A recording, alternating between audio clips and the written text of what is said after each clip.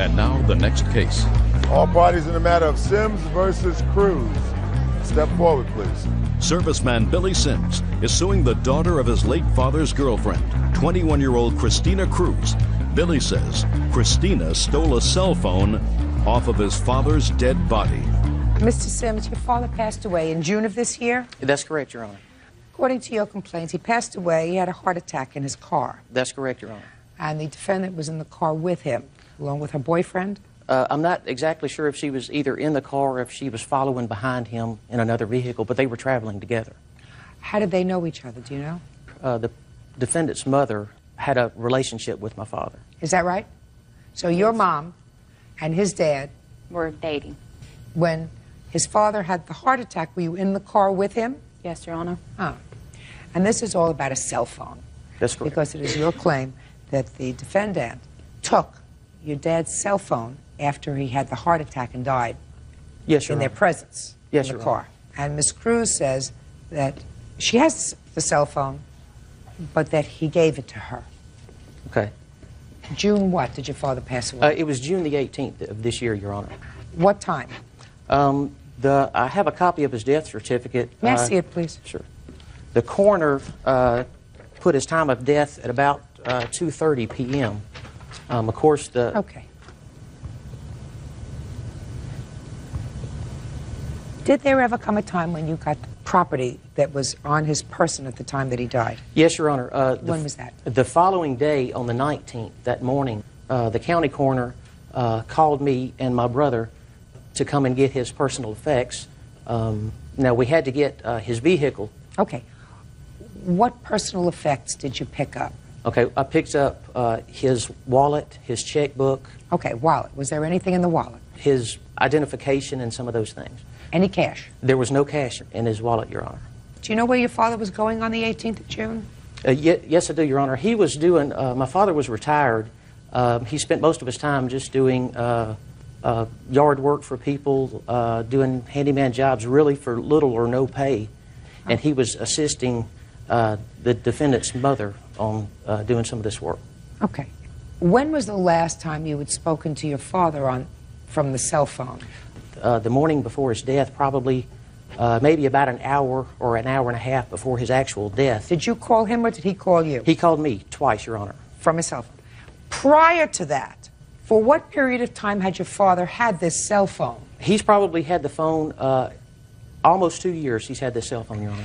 And is that the phone that he uses primarily for his communication with you? That's correct, Your Honor. All right, now, Ms. Cruz, it is your claim, your defense, and you say you do have the phone, and you did use the phone, but that it was a gift to you. Yes, Your Honor. Now, I'd like you to tell me your version of the events when Mr. Sims' dad picked you up, because that's what happens. He picked you up along with this person? Yeah. Who was this my person? Witness. Oh, that's my boyfriend. So let me hear. He came and picked you up at your mom's home? No, he came over my house and picked us up, and we were going to go swimming. But first, we were going to do some stuff for my mama. Okay. Now tell me about the cell phone. And he took me and my boyfriend to the side. And To the side of what? Of his truck. Yes. And said, y'all are like my kids and everything, and I'm going to give you my cell phone. Well, we have a deal. You pay me $50 a month. And we agreed on it. All three of us agreed on it. Just a second. So you're saying he took you from the side of the truck and said, you're like my kids. Yes, Your Honor. And I want you to have my cell phone. Is that right? Yes, Your Honor. Did he have another cell phone? No, he just had that one cell phone? Just that one and the house phone. Well, but he had the cell phone. That was his cell phone. Yeah. And as long as you knew him, he had only used that cell phone. Is that right? Yes, Your Is Honor. that right? So on that day, he said to you, you're like my kids, I want you to have the cell phone. Yes, Your Honor. Liar! You're a liar. There was other witnesses. Bald-faced liar. You took his cell phone off his dead body. No, he and you was not probably dead. also took the cash out of his wallet before the police got there.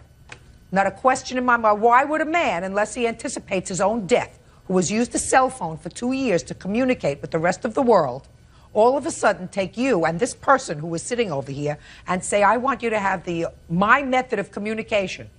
Why in the world would he do that? You're like my kids. If you're like my kids, then he goes and buys you a cell phone and said, here's a cell phone. No, because he got tired of carrying it around and everything. It was too heavy. It was too. Just a minute. Please do me a favor. Put your hand down. I don't have to listen to that baloney anymore. It's baloney. Could I please see the expenses that you are claiming for the cell phone? Yes, Your Honor. Did they use it, by the way? Yes, Your Honor. They used it. Those 3 days, there were approximately about 400 minutes that were used. And I have those. Well, just a minute. How much was the cost? The total cost for the cell phone minutes, it was 35 cents a minute. I don't have that itemized. But. Well, just a minute. Did you ever get a bill from them for this? Yes, Your Honor. Well, I want to see the bill that you got. This has the outstanding minutes that he had left over in excess that we had to terminate because it could have been transferred over to his next of kin. That's what the first statement says. That's from the wireless people. No. I understand what you're saying, Mr. Sims. Listen to me. What you're saying is he had sort of credits, that it didn't cost you hundreds and hundreds of dollars because they took the phone, but that you as his beneficiary or next of kin could have used those minutes if you wanted to from his cell phone plan. Is that what your plan is? Get a life. Where's the phone? We don't have it anymore. What'd you do with it? The guy that was staying with him, Billy, his daddy, took it. And it's my brother. Your Honor, there was no one staying with my father. He lived alone. But we asked her the Friday when we first found out that she was the one that had the phone. When she returned the phone call, she said that we were not going to get the phone back, that she got to the phone before we did, and that he's dead, and she's just as entitled to it as... Let me tell you something. Some people will be happy, productive, moral people their whole lives, and they will raise, hopefully, happy, productive, moral offspring. And some will not. We're not talking about a lot of money, but we are talking about those people who have the capability of being moral people and those who lack the capability of being moral people. Yes, we're talking about a $40 phone bill, which you're going to get, and let's say your father really had a state-of-the-art telephone. A really good one costs $150, is that right? Yes, really Your Honor, good one? it's on the estimate. $150 plus 40 is $190. You don't get paid for the minutes, right? And I want you to do you have to feel sorry for them. I want you to feel sorry for them. Don't be angry with them. They're never going to be able to get smarter. They're never going to get morals that anywhere relate to what civilized people do, because anybody they could take property off a dead person, which is what they did, will never change. Because I don't believe that anybody, your father's age, drives a car and rides around with not a dollar in his wallet. That's correct, Your Honor. I don't believe that that happens. That doesn't happen. So if you're a death scavenger, you're never going to change. Judgment for the plaintiff in the amount of $190. That's all. Parties are excused. You may step out. We didn't took it. He gave us it. There are people in this world that are going to act that way, so instead of being angry, pity them, and that's what I do. I feel sorry, too, because he died on me. I'm very happy with the judge's decision, and I'm glad that we can finally put this part of my father's life to rest. And now the next case. All parties in the matter of Coker versus Coker. Step forward, please. Homemaker Wanda Coker is suing her ex-daughter-in-law, restaurant manager Charlotta Coker, for unpaid rent, living expenses, and the cost of a freezer. Mrs. Coker, the defendant is your former daughter-in-law. Yes. Who are you, sir? I'm her son, her ex-husband. According to your complaint, you believe that your former daughter-in-law owes you for some rent, for some miscellaneous expenses, and for a freezer that she promised you. Yes, they had moved back. Just a minute. When were you divorced from your husband? It was finalized September 19th. And when did you separate from him? December 20th of last year. And how long were you married? We were married for 5 years. Do you have any children together? Yes, we do. How many? We have one. How old is that child? He's 6. Who does he live with? He lives with me. Is that correct? We have joint custody. Who does he live with the majority of the week? It's about 50-50. Okay, so you live close by Yes, to each other. yes. All right, Miss Coker, you want to tell me when your daughter-in-law lived with you, Well, that you yeah. claim she owes you rent? They came back in June, right after school had gotten out last year. Who's they? Her and her 2 children, actually her 3 children, and my son were moving back here to get a divorce because it would be cheaper to move all their stuff together. And they came to live with you? She and the 2 kids did. Then she went back along with my son to pack their belongings and have them transported back, but she had left her 2 older children with me. What period of time do you allege she owes you rent for? Give me the Off month and year. From June through December. June of 01 through December of 01. Right. And was she living with you alone or with your son? No, he was in rehab. He had went to rehab. For alcohol, I see. Right. Judge Judy continues in a moment. The freezer's still at her house. I didn't tell her she couldn't have it. I just want to say that it's my freezer. She told me I could have it. I don't know what you want. You want me to make a judgment as to whose freezer it is? I don't have to do that. Real cases, real people. Judge Judy. Wanda Coker says ex-daughter-in-law Charlotta Coker owes for rent, living expenses, and the cost of a freezer. Charlotta says she was forced to live with Wanda when her husband entered rehab. Okay. Is that correct? When you came back in June, he was planning to go into rehab? He was planning on it, yes. And it was in July that he went? When we came back to Wichita. In July, you came back as a family? We came back as a family. We weren't coming back to get a divorce. We were coming back as a family, trying to work things out. And you were going to live with your mother-in-law? Yes, stay there until we could get a job, get on our feet, yes. Fine. What arrangement do you claim there was for rent? When they moved all their things back, she had told me that she had a deep freeze that I could have for part of the rent. You mean while your son was in rehab? Right. Well, yeah, go ahead. Right. Go ahead. So in the meantime, when they were here, they had this dog that she had brought back that tore up my back storm door. What do you mean she had brought back? Where was your son? Did he come back too? He had came back, but he went into rehab. Just a second. He came back, and they brought a dog. Is that right? Right. All of them as a family. Your son, your daughter-in-law, your grandchild, and her 2 children. They all came back together with a dog. But then she flew back out and decided she was not coming back to Kansas. She was going to make her home in Washington. Okay. When was that? That was about July. All right. How long was she gone in July? Probably a month. So then she came back in August? The latter part of August. What period of time, I'm saying to you, do you claim she owes you rent for? At least 4 months. What 4 months? For June, she didn't. She doesn't owe you any money for June. Get it from him. July? She doesn't owe you any money for July. You haven't told me you had an agreement with her. Get your rent from him. Now, when did she come back by herself? It was the 1st of October. She came back by herself. October. I know it was before Halloween. She came back October 1st. It was in October, yes. Where was he? He was in rehab. Okay. And what did she say to you when she came back in October? She told me that they had that deep freeze that I could have for part of the rent. She could not afford to pay me anything. So what are you suing her for rent for? You're suing her for rent. Well, the children weren't my grandchildren. And so you have to have an agreement for rent, madam. You don't have it. You didn't have an agreement. She was the one that told me that I could have the deep freeze for not part talking of the about rent. the freezer, madam. You said rent. That was for part of the rent. Miss Coker, you're not following me, madam.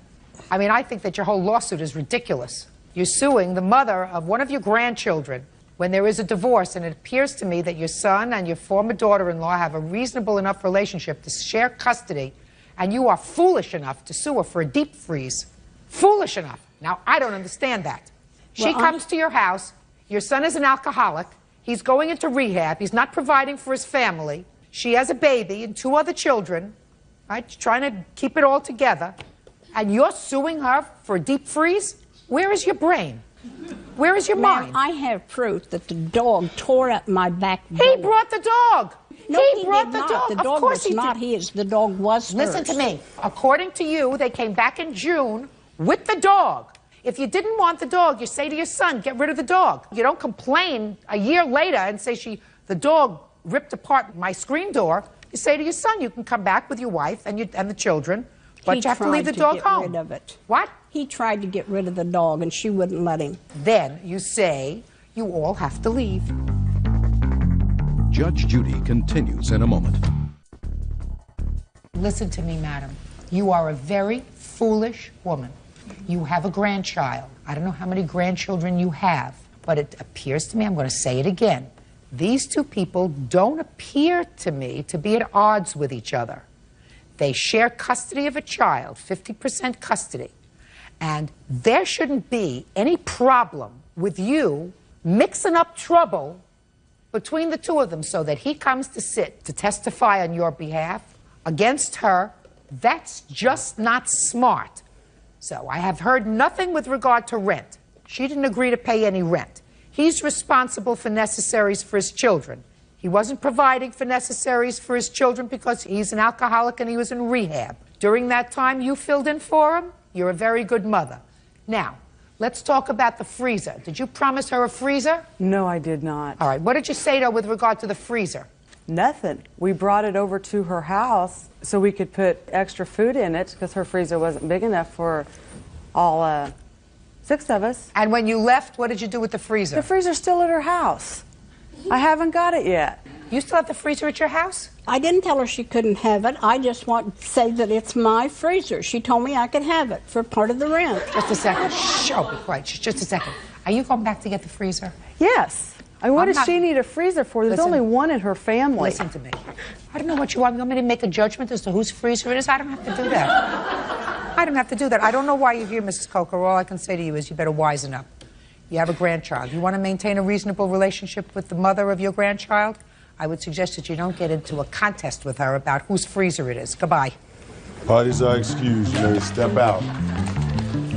Judge Judy continues in a moment. Well, she's flat lying about it. She did this all out of spite Her dog tore up my back door. because I divorced her son. And also the deep freeze. She had told me that I could have it. He did tear up the back door, but my husband did fix it at the time. I feel like that she owed me the deep freeze and fixing my door. No, I don't. When they were in Washington, they lived in a $250,000 home and they split the equity. I don't think anybody owes anybody anything. So yeah, there was his responsibility to her because she didn't work day one. Grocery clerk Mary Beth Rodriguez is suing her cousin, iron worker Stacy Buttram, for unpaid rent, utility bills, and the return of videotapes.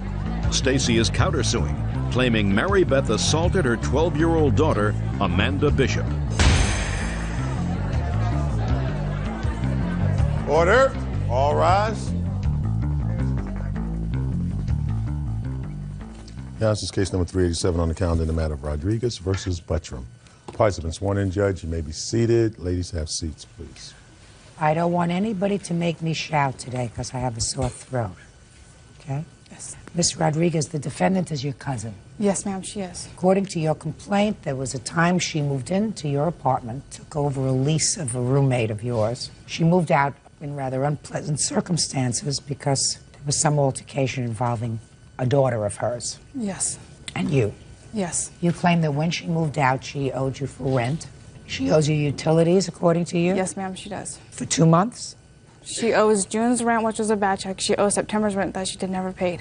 How much was the rent? The rent was $1,000. She paid $500. I paid $500. Is that right? Yes, ma'am. Tell me about this bounce check in June, because up until June you had paid the rent. I bounced a check with the landlord in June, and he never got back to me until after I'd moved out that it had bounced. I knew it had bounced, but I was waiting for him to make what he wanted to be done with it. So that you owe her the money for June? Yes. Right? Right. Good. See, you make things easy. I'm so happy that you're not aggravating me. $500 you owe. Now, what about September's rent? When did you move out in September? I moved out the first week in September. Is that right? She moved out August 29th at approximately 12 o'clock at night. And you want her to pay September's rent? Yes. Why? Because on the lease that she has signed, it says that she was there until October the 1st of 2002. Well, that's an interesting issue because there was an incident involving her daughter. Right. Because she has a counterclaim for assaulting her daughter. Right. So I want you to tell me what happened, your version of what happened the end of August. At the end of August, her daughter was very out of control. She was not taking responsibilities in the house. I was picking up after I was telling her that she had to flush the toilet, pick up her clothes, pick up after herself. Her daughter was smoking in the house at 12 years old. I told her mom and I told her daughter, I do not allow this and I will not allow this. So Amanda said, She was getting ready, and she was all dressed in black. She had black lipstick on, black mascara. I said, "You look like a devil's child." So I grabbed her by the back of the neck. Come here, Chantal. I grabbed Amanda by the back of the neck just like this. I said, "You will not be in this house unless there's an adult in here." I pushed her out, and I went to work. I shut the door behind me, and that's what I had done. And that's when you left. Miss Rodriguez, you cannot expect the defendant to stay in your home when you've thrown her daughter out of your home. Do you understand? Her daughter's 12 years old. I didn't throw her out. I told her that she was not allowed in there because she was smoking in the house because my house would have burnt down. Is there anything in your lease that says that she can't smoke? Yes, it does. Let me see.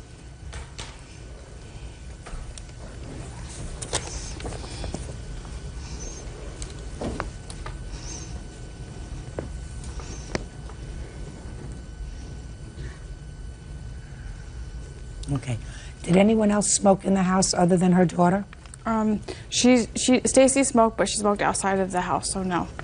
Now, go ahead. On this piece of paper right here, when we moved out, you give 30-day notice, they give you a letter. Well, in the letter where her daughter Amanda was in the small bedroom, there is smoke damage to the windowsill in the house and on the floor in the bedroom. But that's not why you threw her out on that day at the end of August. You threw her out because she was wearing black lipstick, a black No, hat. I threw her out because she got very verbally with me, and she wasn't... She's not responsible for September's rent, madam. You threw her daughter out of the house. She can't be expected to remain in the house while her daughter's out of the house. The only other thing we have to address are the utility bills. What was your arrangement with her with regard to utilities? The utilities were to pay half of everything. Okay, what about the utility bills? I had paid utilities up until, I think it was May, when we both bought cars. And we decided to get insurance together because it would be cheaper. And they were going to take it directly out of my checking account because Mary Beth did not have a checking account. Mary Beth, pay attention. Don't play with your papers. She's telling me why she didn't pay the utilities after May. When they were supposed to take $320 out of my account for our insurance, and they ended up taking $520 out. She said, just pay it, and I will take it out of your payment for the utilities. Does that sound familiar? I told her for May's, not to worry about May's, that I would pay May's utilities, and I did. Stacy only paid me $200. She owes me $718. This is the cable bill, the public service bill, the phone bill, and the water bill. Does that include September? Yes. Well, take September off. Okay. Take May off. Okay. Right?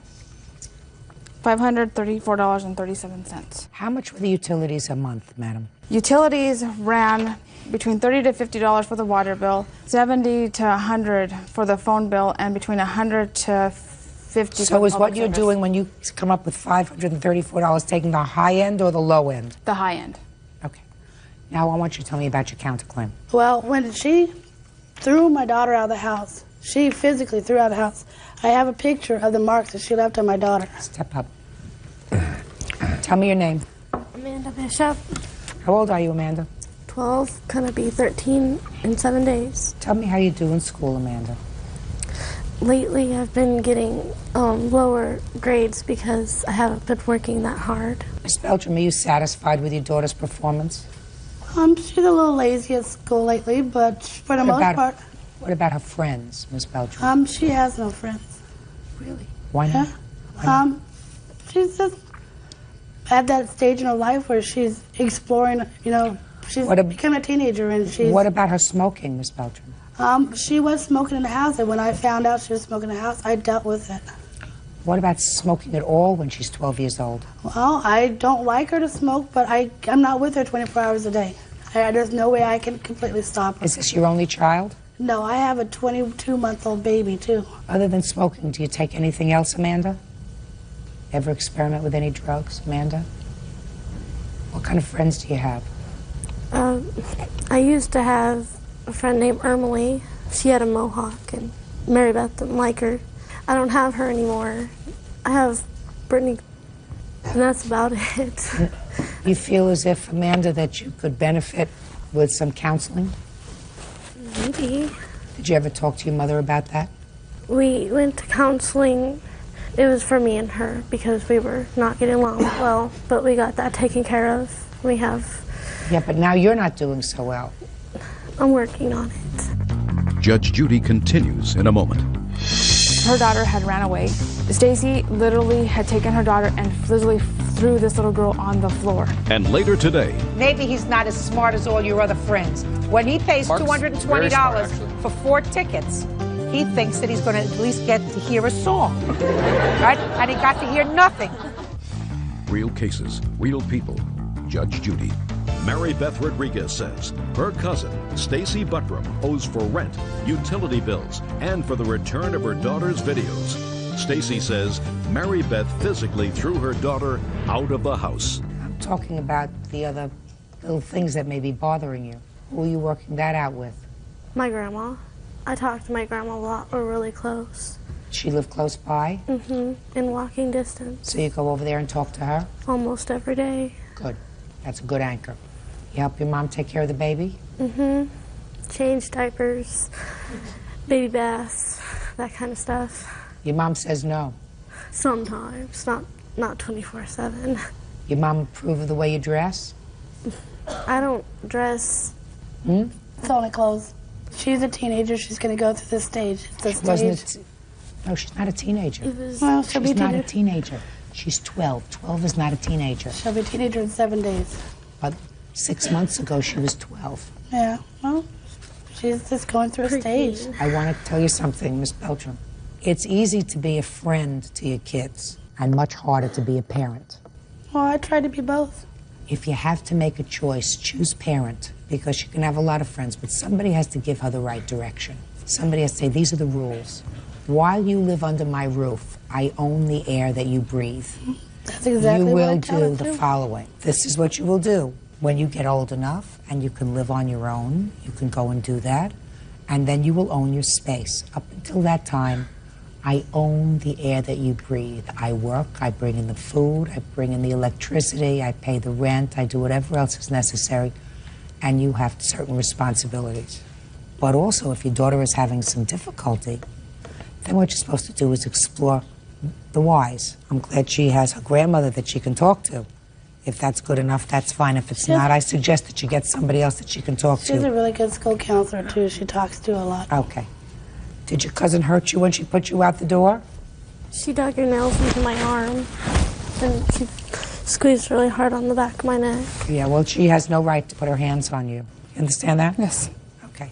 So, you have no right to put your hands on her, and there has to be, yes. It was, what happened was, she came into the house, and she was just going to grab something and then go back. And I was on the phone with my mom, and she looked at me and she said that I looked like a demon child, and she asked me if I looked in the mirror that I was ugly, and I told her, I said, you're ugly, bleach blonde, and she said, that's it, and that's when she threw me out of the house. She has no right to put her hands on you, and she did. You understand that? The judgment would be for you for $900. That is $400 for the utilities and $500 for June's rent. But I'm going to award you something on your counterclaim because it is unacceptable for somebody to put their hands on another person's child. Except for, when we lived together, she literally, her daughter had ran away. When her daughter came back, Stacy literally had taken her daughter and literally threw this little girl on the floor. She's allowed to do that. Well, she's not allowed to do that. That's not the right thing to do. But she's her mother. You're not. A stranger cannot put their hands on somebody else's child. Because when you walked out of the house and slammed the door, because you were going out and her mother wasn't home, you made no provisions for her. But her mother knew at the time, her mother knew that me and Amanda weren't getting along, so she was taking her daughter to her mom's house. Because she said that to not have us as a conflict, she'd rather have Amanda not there with us. You have no right to put your hands on somebody else's child. Period. Okay. So on your counterclaim, I'm awarding you $350, which means that you still owe her $550. Do you understand? Yes, ma'am. Good, that's all. Parties are excused. You may step out. She physically tried to have her dog attack me. I don't want her near my child. My child's terrified of her. We're done. I don't even associate with her, and I will never associate with her. 19-year-old homemaker Amy Magliazzo is suing factory worker Michael Conroy for running over her 2-year-old son Dylan. Michael says Amy was negligent. Order. All rise.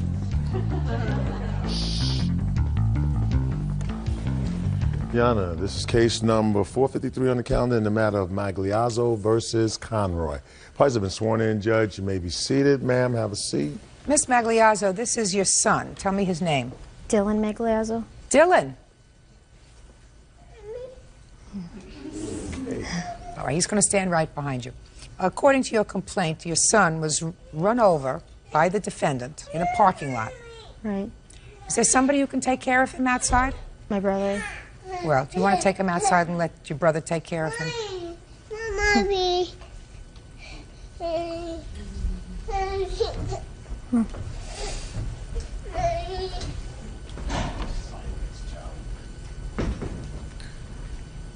Good.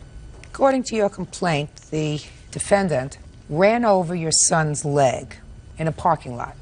He was in a truck, and you want him to pay your medical bills and for your son's pain and suffering. Right. Mr. Conroy said, in effect, you should have been watching him more closely as he was running around the parking lot. I might have responded somewhat differently, Mr. Conroy. What kind of truck were you driving that day, sir? A Dodge pickup truck. Big truck. Half ton. And your son suffered no broken legs, is that right, madam? Right. If a half-ton truck ran over a 2-year-old's leg, which according to you happened, that child would not have walked out of this courtroom today. Well, he did. Impossible. Impossible for him to have run over the child's leg with a half-ton truck and not had a broken bone. And if he did, he was a very lucky little boy. Very lucky. So if he was so lucky, what I want to know from you is, why are you here? First of all, when he did hit my son... Just a second. Let's go back. So you're really going to go through with this. You're in a parking lot. Is that right? What were you doing in the parking lot? My son wasn't running around What were you doing in the parking lot? Standing out front. My son wanted to watch Shh. You were standing out front of what? the parking lot where my son's father lives. You have a picture of where this happened? I do. Can I see it, please?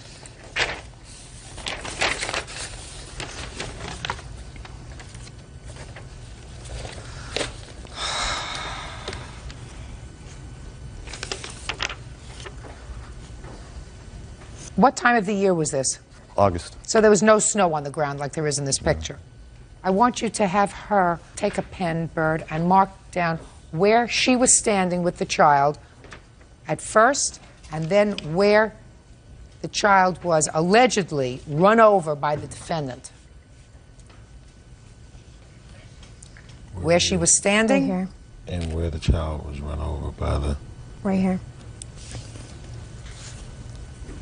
Thank you. That's where she was, and that's where she says the child was hit. So you tell me what happened, madam. You're standing outside the parking lot with your son. Right. And my son wanted to watch the electric company. They were putting power lines there. He wanted to see the big trucks. So we're standing out there. My son's... How many people? You, your son, and who else? 10 or 12 other people. Were there other children? Yeah. Go ahead. My son had walked away from me, and I went to go grab him. And Mr. Conroy pulled in the parking lot and then reversed his truck back. Obviously didn't look in his mirrors to see that my son was behind his truck. Hit my son in his head, knocked him over, then was on top of my son's leg. Me and my son's father were screaming and yelling, banging on the man's truck to get off my son's leg. He just looked at us like he didn't know what was going on or anything. Like, it's not even that he didn't know what was going on. We told him, you're on my son's leg, get off my son's leg, and he just looked at us like we were out of it. And finally, after the electric company, the guys from the electric company ran over and everybody ran over, I think he finally realized he was on my son's leg. Well, he pulled his truck up, got off my son's leg, not coming over to see if my son's okay, if he hurt my son, not asking. When he got off your son's leg, who picked up your son? I did. Then did you put him down on the ground? No. You didn't let him walk to see if he was okay? Oh, I picked him up, yeah, and he couldn't even stand on his leg. His leg was like that swollen. I then immediately took him to the emergency room. Why weren't you watching him more carefully? I was watching him. No, you weren't. He obviously wasn't watching where he's going because he knows kids are in that parking lot every day. Listen to me, madam. You weren't watching him carefully enough. So that gives him the right to not... Listen to me, madam. You weren't watching him carefully enough. How old was he? 2. And you're in a parking lot, is that right? In front of a person. You're in a parking lot. Right. Now, I have 8 grandchildren, and I'm still have sufficient brain power to remember when my children were little. When my children were little and I had a 2-year-old, or when I'm walking around with one of my 2-year-old grandchildren in a parking lot, they hold my He did have my hand. He did have your hand? Yeah. And Oh, he let go of well my then, hand. shh, quiet. He did have your hand. Then is what you're telling me that when Mr. Conroy hit him and knocked him over, you were holding onto his hand? No. So you weren't holding his hand? No. Before. Right. What I'm saying to you, madam, is when I'm in a parking lot with my 2-year-old grandchild, or I see my children walking with their children when we pull into a parking lot, we're going someplace, they run out, grab the hand, because they know they're not allowed to cross a street without holding somebody's hand. They're not allowed to be in a parking lot without holding somebody's hand. So Right, but you weren't holding his hand. I mean, if you drive a truck, don't you look in your mirrors to see if there's anybody behind you? I'm not saying that he's without fault. I'm saying to me, you seem to think it's all his fault, and it's not. Oh, I know it's You're the parent. It's primarily your fault. Now, should he have been watching where he was going? Absolutely. And should he have been more careful if he saw a lot of other people there? Absolutely. And sometimes there's a little child dart out so that even if you are careful, you can miss him? Absolutely. You're not supposed to miss him. That's your only job. Judge Judy continues in a moment. How am I to know if he was drunk? How am I to know you weren't drunk? Oh, I was Only a parent who might be drunk or under the influence of something would let a 2-year-old march around by himself in a parking lot. That's what you did. That's what you did. Real cases, real people. Judge Judy. Amy Magliazzo says her 2-year-old son Dylan was run over by Michael Conroy. Michael says the boy was running around in the parking lot of a bar. Your only job and his father's only job that day was to make sure that your 2-year-old was holding on to an adult's hand in a parking lot. Right? Right. Right. And if you weren't, so that you were acting irresponsibly as a parent, and if you're lucky enough to have gotten away with a warning from God that this is what can happen to you. You can lose your child if you're not more careful, because he wasn't hurt, because he clearly walked out of here. He has sleeping problems. That's your problem. No, it's not. Well, whose is it? His? Yeah. No. Yeah. And I guarantee you that's what a lawyer told you. Did you go to see a lawyer? Yeah. Now, what'd the lawyer tell you? Pretty much the same thing as what I'm telling you? That's why you're here. Well, he says you have a child in a parking lot. You're supposed to hold their hand. Does that give him the right to not see It's not a matter of right. Don't you seem to get it? He's driving in a truck, and I'm not saying he's without blame. You walked in here saying to me it's all his fault. He ran over my child. He didn't care. He was callous. We kept knocking on the window. You think that this man had a predetermined position to knock your son over, a 2-year-old over, run him over, and when you were banging at the door to tell him to get off your son, that he said, hell with them, I'm just going to keep my truck on his legs. No, because how am I to know if he was drunk? How are you to know? I don't know. How am I to know you weren't drunk? Oh, I was. Yeah, only a parent who might be drunk or under the influence of something would let a 2-year-old march around by himself in a parking lot. That's what you did. That's what you did. Now let me see the medical bills and let me see the report from the police. One of the medical bills was already paid. Good. By his That's what insurance you're supposed to company. do. Then I'll get to you, Mr. Conroy.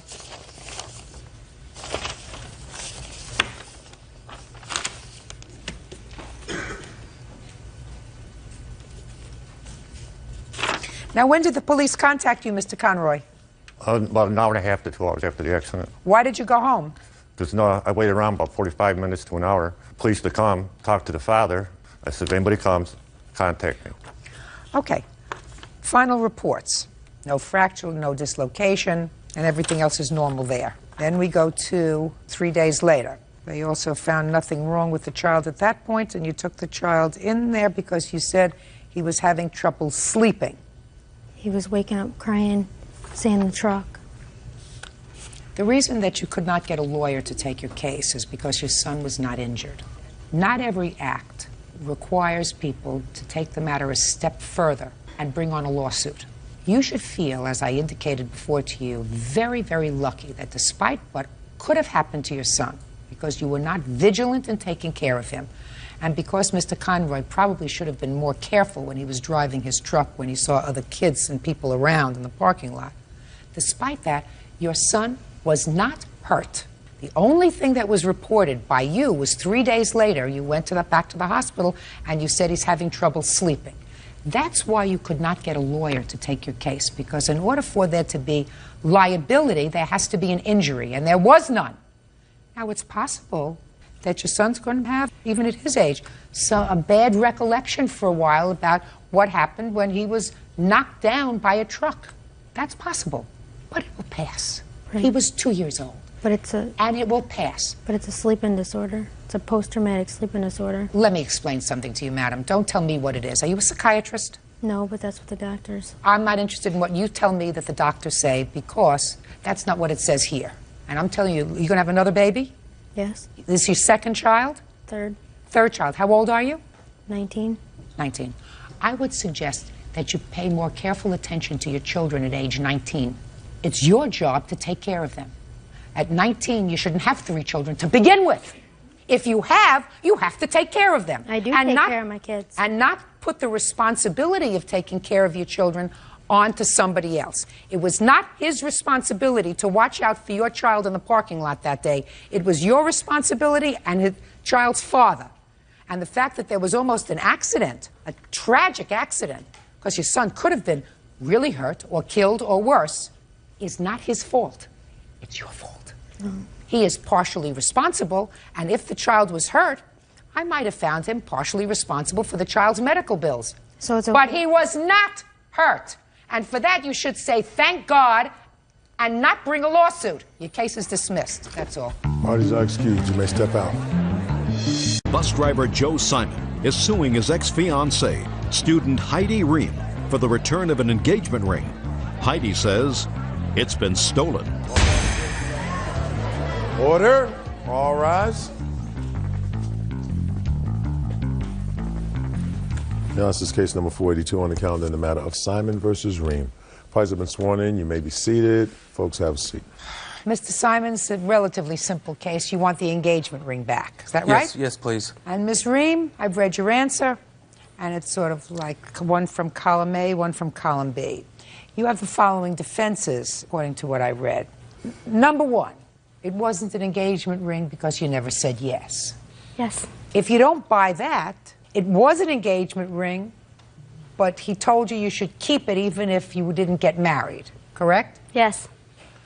And number three, in case you don't buy those two, it was an engagement ring, there was no deal for me to keep it, I would have given it back, but it got stolen. Yes, ma'am. So you don't have it anymore? No, ma'am. Is that right? When did you give her the ring? I think it was May of 2001. And how long had you known her? I met her in November. I knew her approximately 6 months and gave her the ring. Okay, what kind of a ring was it? It was an engagement ring. Can I see the receipt for it? I have the receipt. Plus, Your Honor, at the time, I had just moved, and I didn't have the receipt for the second half of the ring, but I've found that, and I've got that. So here are those two receipts. What do you mean the second half of the ring? You know, the band that goes, connects as one. Oh, you mean the wedding bands? Yeah, yes. Set. Yes, ma'am, yes. And that's the other half that I still have, which does mean no good. Okay, where is this? Did you give her both of these rings? No. You have one? I have one, yes. Okay, so it's $969.75. Yes, Judge, yes. Okay. So you gave it to her in May, and you broke up when? Around July, things started falling apart. July of? 2001. 2001. When did you ask for the ring back? Around August, I believe, the end of July. What'd she tell you? She agreed. We both agreed that it wasn't going to work out, and I went to pick up the ring. She had told me that she let some carpet cleaning people into her house, and she was afraid to be alone with these men. So she left. And when I got there, she went to get the ring. It was gone. It's funny because there was lots of jewelry, diamonds, everything, but they only took mine, my little ring. And I couldn't understand that. That didn't make sense to me. Okay. Just a second. So you broke up in July, and it was a month later that you went over to get the ring. Correct. But you had asked for it when? Probably the end of July. Okay, and she said come over in August. Yes. Well, she kept saying it might work, I hope it works, it might work, it may not work. So we tried, and it wasn't going anywhere. Okay. Now I'll hear you.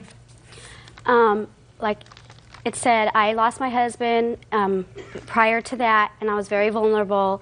And I'm not interested in that. Okay, I mean, not that I'm insensitive, okay, madam. It has okay. nothing to do with the ring. But, okay, well, we started dating, and I told him I wasn't ready to get married.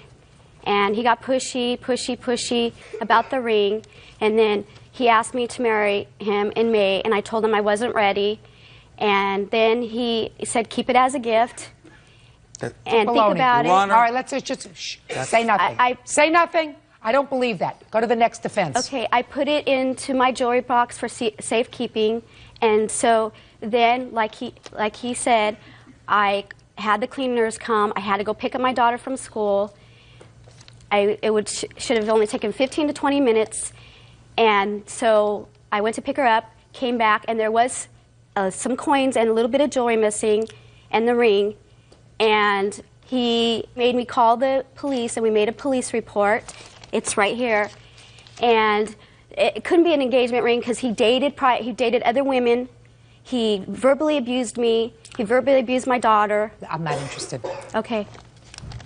But it just was an engagement ring. Sure, it was an engagement ring. It was an engagement ring because he bought not only the ring, he bought the wedding band. I told him I wasn't ready to get married. He told me to keep it. I don't believe you. I don't believe you. You owe him $975. Let me explain something to you.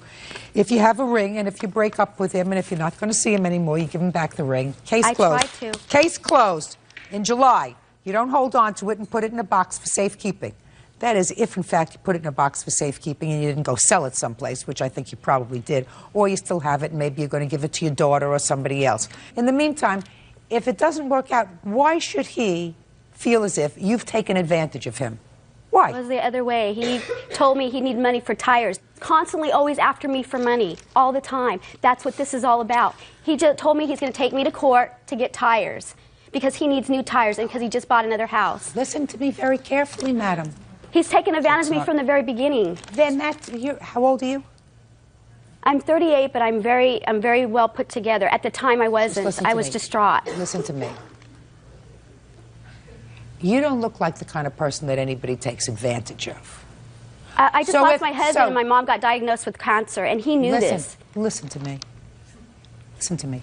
If you were grieving over your husband, you don't take a ring from somebody else. I know that. I know that now. But you did. But you did. Made a and mistake. by taking a ring from somebody, what you're really saying is, I'm interested. I'm interested. That's leading somebody on. That's cruel. That's unkind. And in my judgment, after listening to both of these stories and hearing your three defenses, A, I didn't say yes. B, if I said yes, he told me to keep it anyway, even if we broke up. And C, it got stolen. I don't believe you. After he came over and looked for the ring, you said, I'm sorry, my other stuff is here, but your ring is gone. He said, well, file a police report, which is what you did, correct? Anywhere in the police report did it say that there was evidence of a burglary? Yes. Well, show me. Show me where. No, read it where it says there was evidence of burglary. Right here on the top. It says crime, burglary. Show me where the police wrote down that there was evidence of a burglary, not what you claimed there was.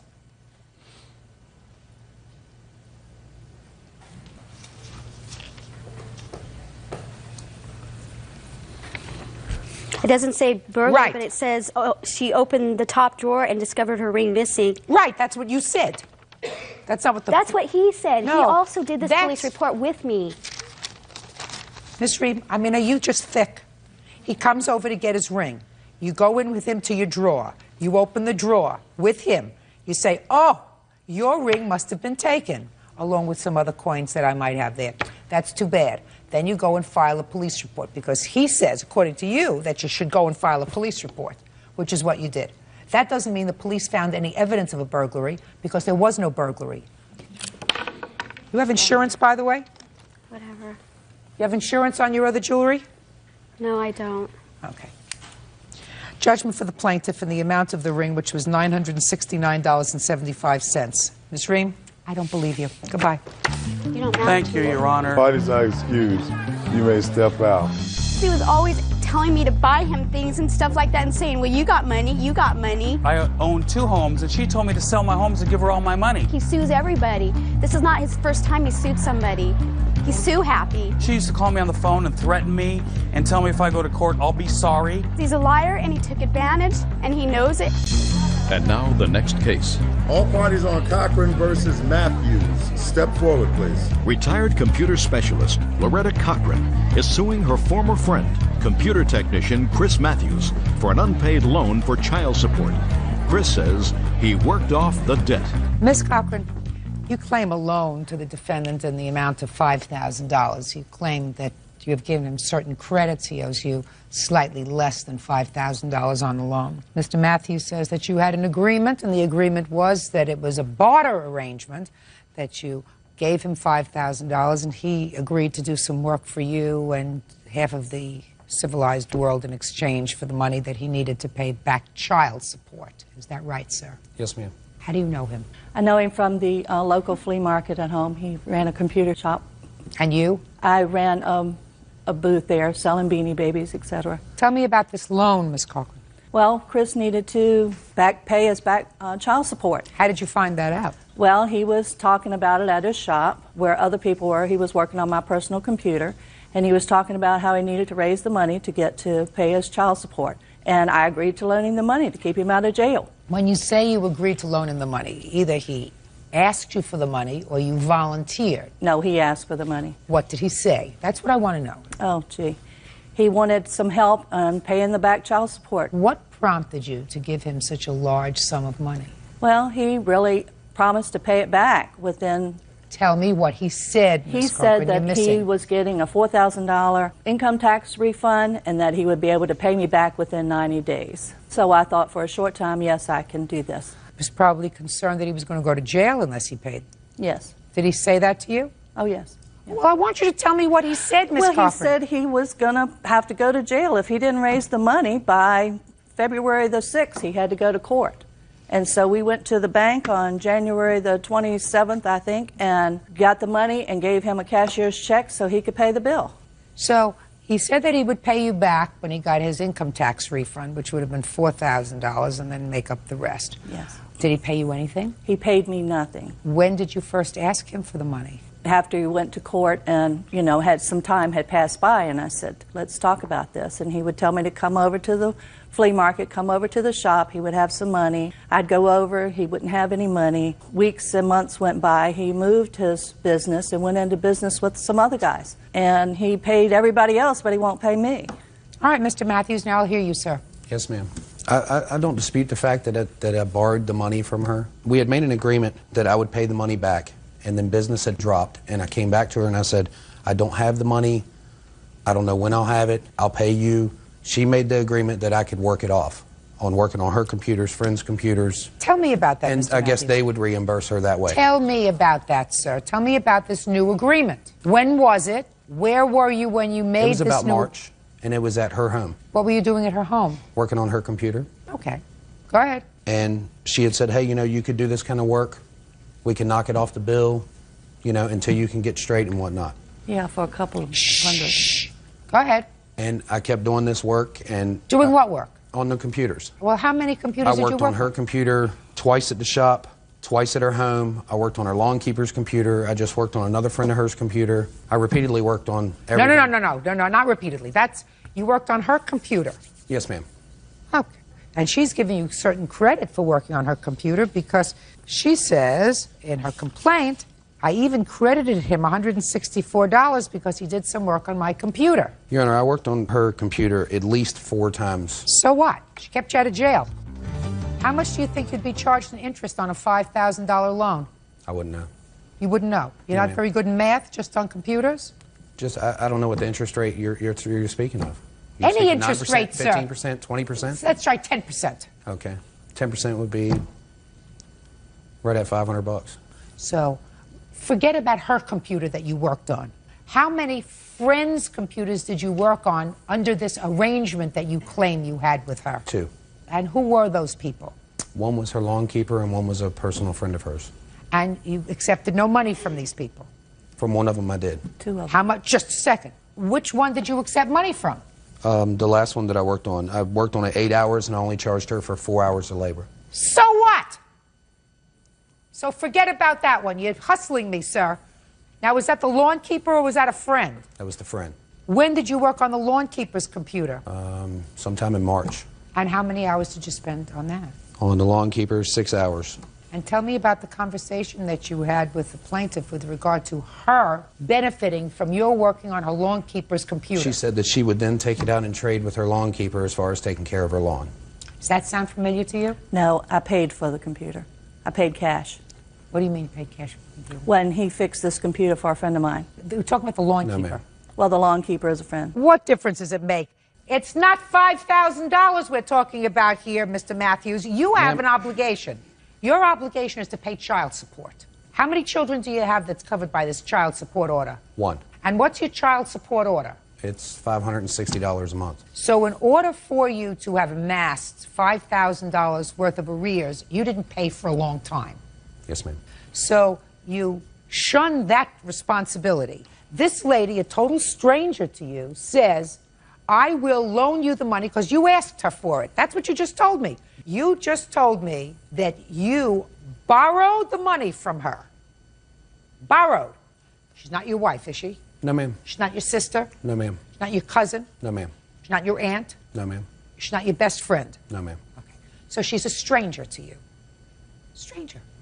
She took care of your responsibility for your child to pay child support. Then you tell her, I don't have any money. Sorry, I thought I'd have money. I don't have money. That's what you told the mother of your child, too. I'm sorry. What do you want me to shoot me? I don't have money. Collect cans. Your Honor, everything Now listen to me. Collect cans. Go out, collect cans, 5 cents a piece, collect bottles, put them in, then you have money. Listen to me, sir. She's not supposed to pay your child support. You're supposed to pay your child support. Yes, ma'am. Good. So she took the money out of the bank, which cost her interest. According to my calculations, you owe her at least $5,000 because that's how much she lost in interest. You want to say anything else to me, Mr. Matthews? And are you sure you want to say something else to me? Yes, ma'am. I'm going to hear you, sir. We made this agreement on several occasions that I would do this work for her. But you didn't. I've calculated work that I have done for her on 4 different occasions, and I only got $160 worth of credit off of the bill. So what? She kept you out of jail. How long were you going to go to jail for, Mr. Matthews? 12 months. You figure that maybe your life is worth $100 a month? Not to some people, maybe, but to you. Is it worth $100 a month? Yes, ma'am. $1,200? She kept you out of jail for 12 months. $1,200. Did you do more than $1,200 worth of work on her computer? Between friends and... Her computer? No, ma'am. Good. Judgment for the plaintiff in the amount of $5,000. That's all. Parties are excused. You may step out. All the charm and schmoozing does not put the money in my bank account. I think that I didn't get credit where credit was due for work that I had done. He would never call me and never talk to me, never return my calls. I told her that I could make some kind of payment arrangements or whatever had to be done. I'd get one story after another. Lack of communication. I'd had enough. The next thing I know, I had a court document. Don't take it. Dish it out. And now the next case. All parties in the matter of Martin versus Brown, step forward, please. 64-year-old factory worker Darlene Martin is suing her daughter, accountant Julie Brown, for unpaid rent, car registration, and the cost of parking tickets. Julie is countersuing for improvements she made to her mother's home. Mrs. Martin, Miss Brown is your daughter. Yes. And it is your claim that she owes you for some rent on Yes. a house. Is it a house or an apartment? It's a duplex. That you were renting to her, to her family, and a small bill that you say that you advanced her money for. She says that she doesn't owe you anything for the rent. You evicted her, and you owe her money because she put some carpeting down in this apartment, and you unceremoniously evicted her, probably because you didn't like the new boyfriend. I assume this is the new boyfriend? Yes. Okay. When did your daughter move into your apartment? January of 2002. And who did she move into the apartment with? Her husband and her 2 children. And how long did she live there? Till January 2 of 2003. And did she pay rent pretty faithfully from January of 2002 up until about November? Yes, yes. So why don't you tell me what happened in December of 2002 that caused the problem? Well, in November of 2002, I called her about 3 times and I told her, Julie, I have to have the rent money to make the house payment because I'm only working a 4-day week. She got huffy about it and says, well, she wrote me a check for $300, which I have a copy of, and a note saying that I'll get the rest when she's got it because she ain't got it. What was the full rent? $500. I raised it in October. Did your mortgage go up? No, but I figured as long as her boyfriend had moved in, you know, that's going to be more payment on the water bill and everything else. And when she was living there with her husband, I told him that I was going to raise the rent in June anyways. Well, what if she couldn't pay it? Your expenses didn't go up. Well, the mortgage payment went, my taxes went up, way up. Did they? Really? How much? They went from $800 to over $1,000 on my taxes. Well, that's $200 a year. So that's why I raised it. Just a second, that's $200 a year they went up. Yes. Well, $200 a year divided by 12 isn't $200 a month. Yeah, but she was getting very cheap rent as it was, $300, you know, I understand. She's your daughter. If you think I'm coming down hard on you, it's because I don't understand, A, your position yet, and B, why you would sue your daughter anyway. When did you evict her? The end of October, I believe it was. I told her because I didn't want her boyfriend to move back in when he got out of the workhouse. Gave your daughter an eviction notice. Your daughter and her 2 children. That's because I didn't want David to move back in. I don't like him. Her daughters don't like him. And he, you know, I don't like his police record. I don't like anything about him. You're entitled not to have him live in your home. You don't have a written lease with your daughter, so you can tell her you're going to have to find a new place to live because I really don't want to be aggravated looking at your boyfriend. I told David that too. I told David, I says, you're going to have to move because I don't want you. And she says, well, he's not going to move. If he's going to have to move, then I move. And I says, that's your prerogative, Julie, to do whatever. Fine. Is that what happened? Yes. She's entitled not to have people live with her or in her property that she doesn't like, especially under these circumstances. So she's entitled to do that. The way you went about it, as far as I'm concerned, or the story that you just told me, is all wrong. On what month did you move out? December 31st. Did you pay your mother rent for December? No, I didn't. Tell me why. I didn't pay her because I had like other legal issues, added attorney fees. For what? Because she's, you know, tried to have my kids taken away. I had to find a place to live, and it's, you know, I didn't have all that money to pay her. Do you work? Yes, I do. What kind of work do you do? I'm in accounting. What kind of work does your boyfriend do? He does plating. Is he getting along any better with your children? I think it's better now that, you know, everybody is separated. Good. So you understand, if your mother were a private landlord, you would owe your mother $500 for rent. Yep. Okay. I'm not going to hear about the other nonsense bill you're talking about for, I don't know how much it was, $37, $57, something like that. Because I think that's ridiculous. You say you put down $1,700 worth of carpeting in the apartment. When did you put it down? You want your mother to pay for that. That's your counterclaim. Yes. Well, tell me about it. When I moved in January of 2002, we had discussed that she wanted to get new carpeting in there and that she couldn't afford it at that time. And I told her that I could, you know, purchase the carpet and for her to pay me back because it's not my place and I didn't plan on being there, you know, forever. And she agreed to, if I purchased it at that time, that she would pay me back the money that I, you know, paid for the carpet. Is that right, Miss Martin? No, I told her, I said, Julie, I says, this carpet up here is not it's not worn out or anything. I says, what we can do is get a good cleaner in here and clean the carpeting. And she says, yeah, but I don't like the color of the carpeting. It was sort of a bluish gray or something. And I said, well, I can't afford it because I says, I'm still paying on the kitchen stove for you. I'm not so sure that I believe what you just told me, Miss Martin. Is that apartment rented now? Yes. Who was it rented to? Her husband and the 2 girls. The 2 girls are living with your husband now? We have joint custody. We have him. I have him 1 week and he has him 1 week. How much rent is he paying? He pays $500. Did he change the carpet? No.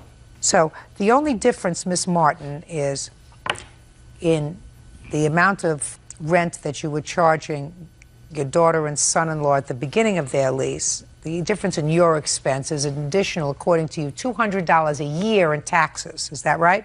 Yes. That's the increase. Is Yes. that right? And the increase that you were charging your daughter and that you're charging your son-in-law is $2,400 a year. Is that right? The difference between $300 and $500. Is that correct? Yes.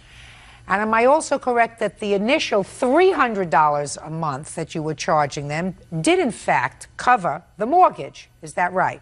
Yes. So then I'm going to ask you why you chose to litigate this issue with your daughter in a court rather than just say, listen, she lived there for 11 months, she paid me rent faithfully, even after I told her she had to move, even after I evicted her, she gave me a check, right? You evicted her in October, she gave you money in November. So I'm not so sympathetic with you. You understand what I'm saying to you? Yes. From how many children do you have? I just have her. Well, then there's got to be another reason, Miss Martin. I mean, you don't seem as if there's something wrong with you. There's got to be another reason why you would bring a matter like this to court. And I don't care what it is. You're telling me you're bringing this matter to court over $500? No, she owes $7. Oh. How much was the carpeting? I have a receipt here. $1737.82. And what if I find that you owe her $17? Well, I've got the thing here saying it was put on her husband's credit card. I don't care. They were married at the time. It's a wash. She didn't owe you anything. And your mother doesn't owe you anything. You lived on the carpet for a year, and now your girls are there at least half the time. Is that right? Yes. Good. Goodbye. What is our excuse? You may step out. I'm afraid Julie is going to go down the wrong road with her boyfriend because he has got a police record. She doesn't like him. She doesn't like pretty much anybody I've been with, no friends that I've really had. She's pushed her kids aside over this guy. She's pushed me aside over this guy. If I'm not the person for her daughter, then she'll find that out. But how are you going to push your only daughter away, you know, because she doesn't care for me? I just wish that Julie and I could be mother and daughter again. She's said things to hurt me, and, you know, that's just stuff that I can't forget. And now the next case. All parties in the matter of Epps versus Ward. Step forward, please. 24-year-old bus driver Matisha Epps is suing her former friend, 22-year-old college student Melinda Ward, for an unpaid loan for a car. Well, there's certain things, Miss Epps, in your complaint that I understand and some that I'm a little confused about. So let me start with what I do understand. You tell me if I'm correct. This was a friend of yours? No, this is my cousin's girlfriend. But she was a friend of yours? Yeah. And she wanted to buy a car? Yes. And she asked you for a loan for the down payment on the car? Yes, Your Honor. And you wrote out a check for the dealership for how much money? $2,500? $2,500. And you post-dated the check? Yes, Your Honor. She said to you, according to your complaint, don't worry, by the time the date comes when the check is going to be deposited, I will have enough money so that I'll give it to you and the check will be covered. No, Your Honor. She's supposed to pay it to the finance company. So she was going to pay it herself so that they would never cash your check? Exactly, Your Honor. Well, she didn't do that. No. And they cashed your check? Exactly. And you were forced to make good on that check? Yes. Now, Ms. Ward says she called you before the time that they cashed your check and told you to put a stop payment on the check because she wasn't going to be able to come up with the money. Yes, my ex-fiance called Matisha Epps a week prior to October 21st and asked her to place stop payment on the check. For whatever reason, she didn't do so. Just a second, because you weren't going to have the money. Yes. Did he ever call you? Yes, Your Honor, he did. And what did he say when he called you?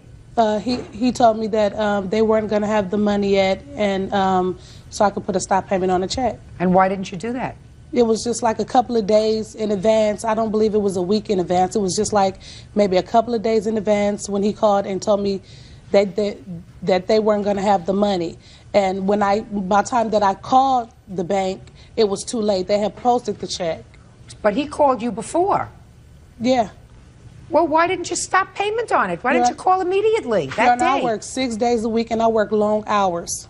If you work 6 days a week and long hours, it would seem to me that $2,500 is important to you. So now I understand, and I understand that you made the call. Did you, in fact, buy that car? Is not an answer. Okay. Yes, I did buy the car. Good. So you got the benefit of her $2,500. Is that right? Yes. So what difference does it make? What are you? Are you stupid? Is he stupid? If you said to me I couldn't afford to buy the car, and I didn't buy the car, but you bought the car using her $2,500, and now you don't think that you have to pay her back? Well, had she have placed stop payment on the check, I wouldn't have even had the car. Just a second. You're some piece of work. Now, what kind of moral character do you think that I believe that you have because you didn't pay her back the $2,500? I tried. What do you mean you tried? What does that mean you tried? Well, after the check went through, my ex-fiance and I attempted to give her $200 in which she could have put towards the check. She said she didn't want anything to do with it. Yeah. She gave us the number to call whoever the financial company that was dealing with the check. They didn't want to deal with us because it was her check. So we definitely tried. Well, you're making payments now on the car, aren't you? No, I don't have the car anymore. Where is it? It got totaled in an accident. When? Last July. You think I should believe everything you're telling me? I don't have a reason to lie. Go ahead. I also like to say, this is my cousin. Miss Epps is my cousin. I went to her house. We did the best we could, honestly. No, you didn't. You did the best you could. You were driving around in a car that she paid for. The best you could is to pay her back the $2,500. That's what I'm saying. When we realized that we weren't going to have all the money, we went to talk with her. We contacted her, and we also went to talk with her about that. I went to her with money in my hand. She said because, like she said, because she works and everything, I was under the impression that she didn't want to deal with it. She told me to deal with it, the best way I could. Did you ever hear the expression "no good deed goes unpunished"? Yes. That's what happened. They are two amoral people. I was sympathetic with them at first. If he called and said, listen, we don't have the money, and you didn't get around to calling and putting a stop payment on the check, but then they went ahead and bought the car and paid for it. How long did you drive that car before it was totaled? A year. And during that year, if they had said, every month I'm going to give you $200, you would have had your money. Yes. You didn't do that, did you? Well, the answer is yes or no. Did you do that? We wasn't allowed to. No, we wasn't allowed to, Your Honor. If I can explain to you. No, you can't explain to me. Okay. You mean to tell me that if every month you put $200 in an envelope and left it in her mailbox, that she would have taken the $100 bills and thrown them away? Is that what you think? Is that what you think? No. What kind of work do you do? Right now, I'm a... What kind of work do you do? Actually, I'm unemployed right now. Right. I was a custodian. Right. You're unemployed right now. Judgment for the plaintiff in the amount of $2,500. That's all. Goodbye.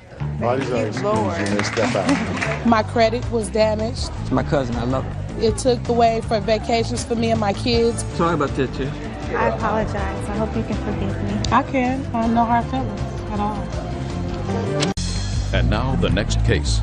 All parties in the matter of Aaron versus Parusha Das. Step forward, please. 22-year-old airline employee Michael Aaron is suing guest house manager Adi Parusha Das for the refund of a room deposit and for the cost to stay at a hotel. Michael says the guest house turned out to be a Hare Krishna commune. Mr. Aaron, you made a reservation along with a friend to stay at the defendant's hotel. That's correct. Where is his hotel located? New York, in the East Village. And where were you visiting from? Columbus, Ohio. How did you find out about his hotel? I had a book that listed a lot of hotels, and actually I called a hotel called the Chelsea. Their hotel was full at the time, and they gave me the telephone number to the sanctuary guest room. And you were looking for an inexpensive hotel? That's correct. Okay. Your lawsuit wants following. You went to his hotel. You had prepaid for 2 nights? Correct. You didn't like it. You checked into the room.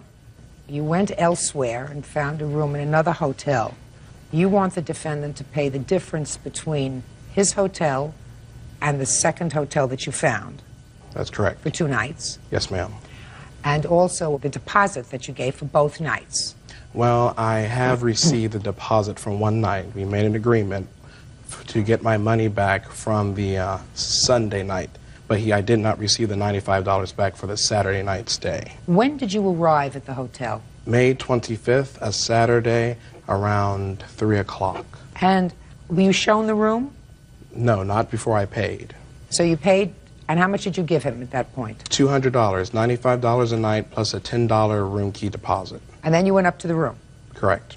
And? We went in, I and my friend, Mr. Tannehill, went into the room, and we looked at the beds, and there wasn't a television, and there wasn't a telephone or anything, and all you smelled were incense, and there were pictures of Jesus and Buddha, and the chants and the chimes and things were playing.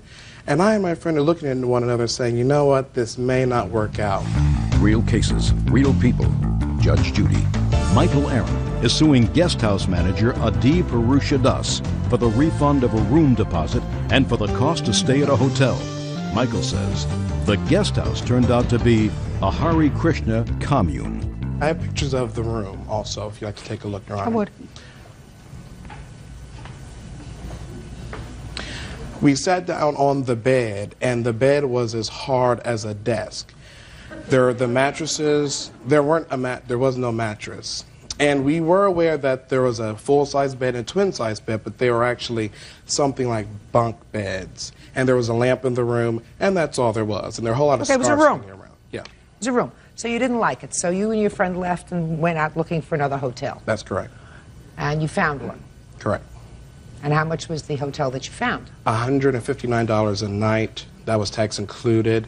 Came to $322 and some change. You don't honestly expect him to pay the difference between his room and another hotel room. Actually, I do, Your Honor. You know, had Mr. Audi given me advance notice, we had no idea what this hotel was. The rules were there's no smoking, and we knew that in advance. No drinking, didn't know that. No eating meat, didn't know that. No guest in the hotel room, we didn't know that. And you couldn't talk after 9 o'clock because there's praying going on, Your Honor. We were not told those rules in advance at all. We didn't sign a no refund slip. We weren't made aware of any no refund policy, and we were not made aware of any cancellation policy. So under those circumstances, I do believe that he owes me. He should pay the difference. The $95. I'm not talking about the $95, sir. I'm talking about the difference between his hotel room and the hotel room that you ultimately found. Yes, Your Honor. Well, you don't get that, because that's ridiculous. You found a hotel room that was substantially more expensive, where I'm sure there was a television, right? Yes. And a telephone?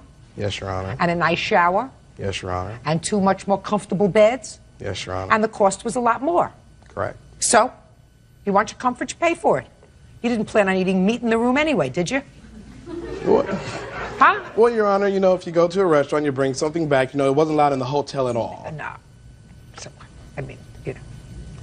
I mean, that wasn't your plan, to, you know. Not planning on you know, it, no. to barbecue a beef in your No, room. not a barbecue. Now, Mr. Purusha, do you have something that you give to your tenants, rules of your hotel? I'm sorry, Your Honor, we don't. You don't? We tell them verbally. Do you, sir, have a policy in the hotel that you cannot have guests in your room? No unregistered guests, yes, we do. In the room? Yeah. And do you have a policy in your hotel that there is no talking after 9 o'clock? No, we don't, Your Honor. You don't. So you can't talk after 9 o'clock? Of course. Well, what is he talking about that you can't talk after 9 o'clock? What kind of rule is he talking It's about? not a hotel. What is it? It's a spiritual community. It's like staying in a monastery. Did you explain that to Mr. Aaron at the time he booked this room? Mr. Aaron was referred to us by a friend of ours who refers a lot of people to us. The friend, when he was making some protest, he said, nobody told me this, nobody. I said, wait a minute. Charles, did you refer Michael Aaron here? He said, yes. I said, did you tell him where you're sending him? He said, yes. I said, he says, whenever I send anybody, because this is a very unusual place that we have. is not an ordinary hotel.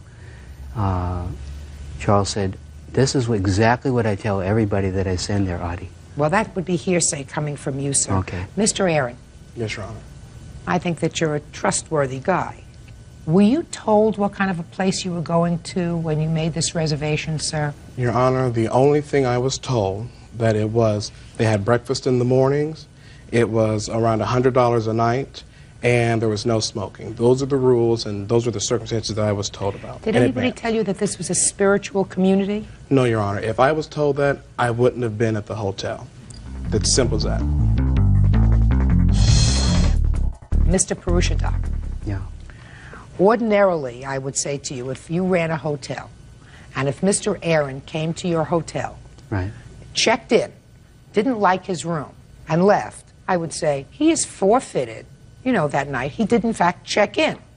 But I believe that he was not told what kind of arrangement this was. And if he was not forewarned as to what kind of an arrangement this was, he should be entitled to his money back. And that was $95? Yes, ma'am. Okay. So I'm going to enter a judgment in your behalf in the amount of $95. Judgment for the plaintiff. Thank you. Parties are excused. You may step out.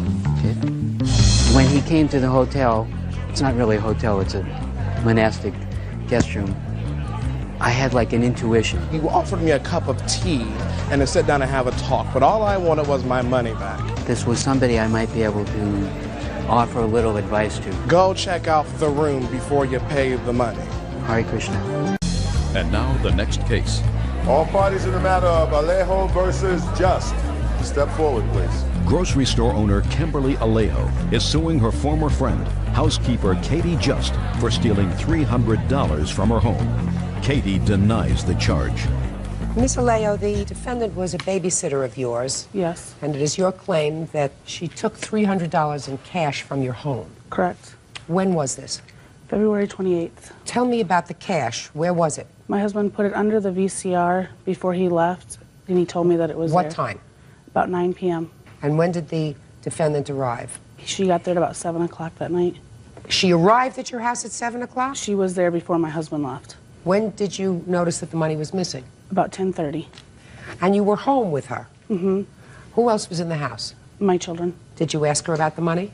No, I didn't, because she told me that she had put it up in the closet, and I thought that maybe it had fallen. How did the issue of money come up at all? I had just been operated on about 2 weeks ago, and they had to reopen my incision.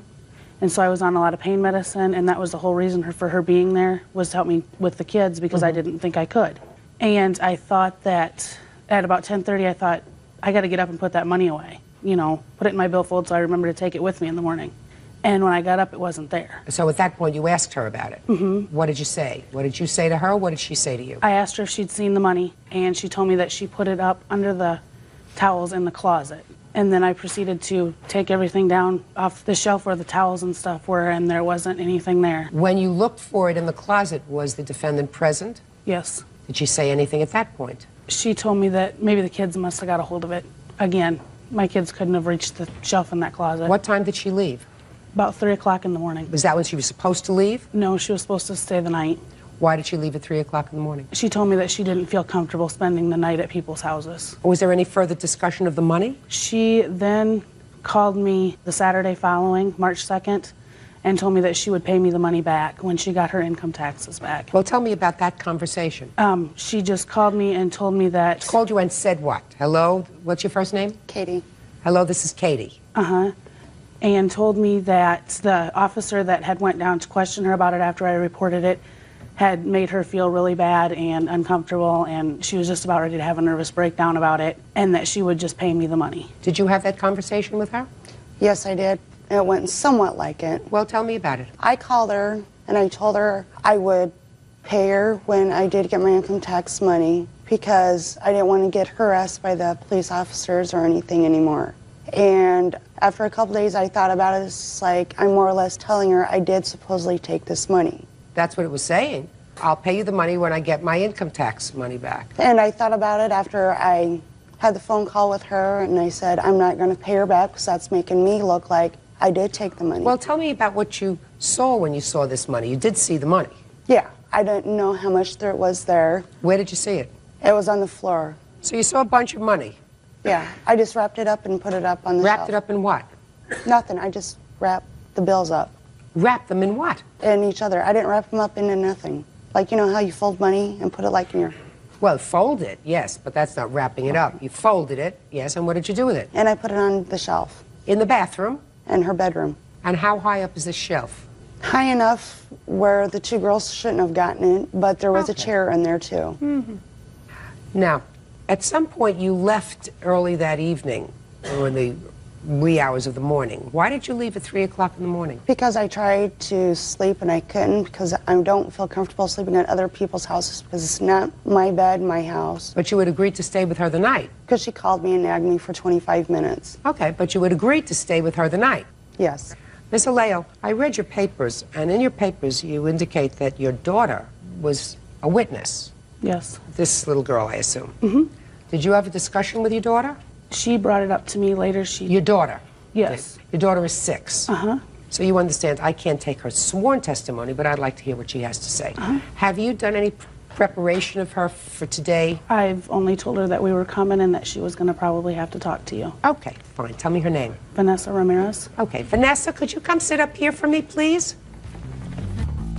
Real cases, real people. Judge Judy. Kimberly Alejo says former friend Katie Just stole $300 from her home. Kimberly claims her 6-year-old daughter Vanessa saw the whole thing. Hi, Vanessa. Hi. How old are you? 6. Do you go to school? What grade are you in school? Kindergarten at Sunset. Have you been in school before this year? Or is this your first year? No, it's my before year. So you were there before. Could you sit still? Mm-hmm. Okay, good. So you think you're a real smart girl? Are you smart? Do you remember a day when this young lady was babysitting for you? How many times has she taken care of you? Like about 3 times. Has she been nice to you? Yeah, You like her? not anymore. But did you before? Did she play with you? She put cartoons on to watch. What's your favorite cartoon? SpongeBob. SpongeBob. I have a son-in-law who loves SpongeBob.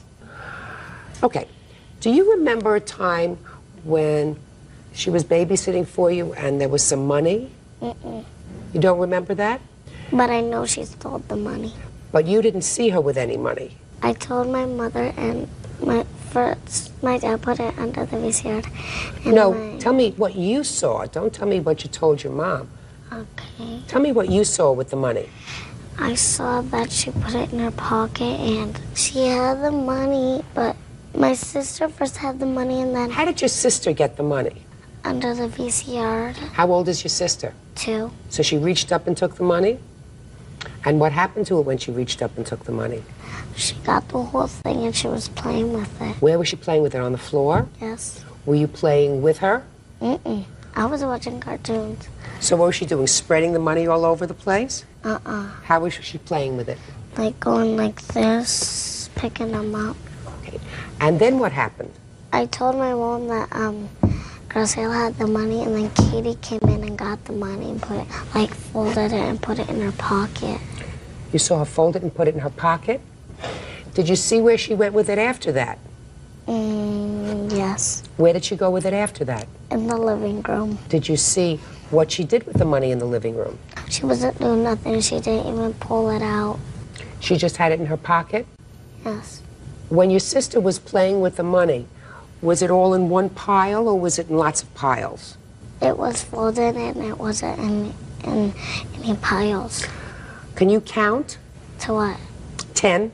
1, 2, 3, 4, 5, 6, 7, 8, 9, 10. Were there more than 10 bills or less than 10 bills? Less. How many bills were there? Like about $3. $3?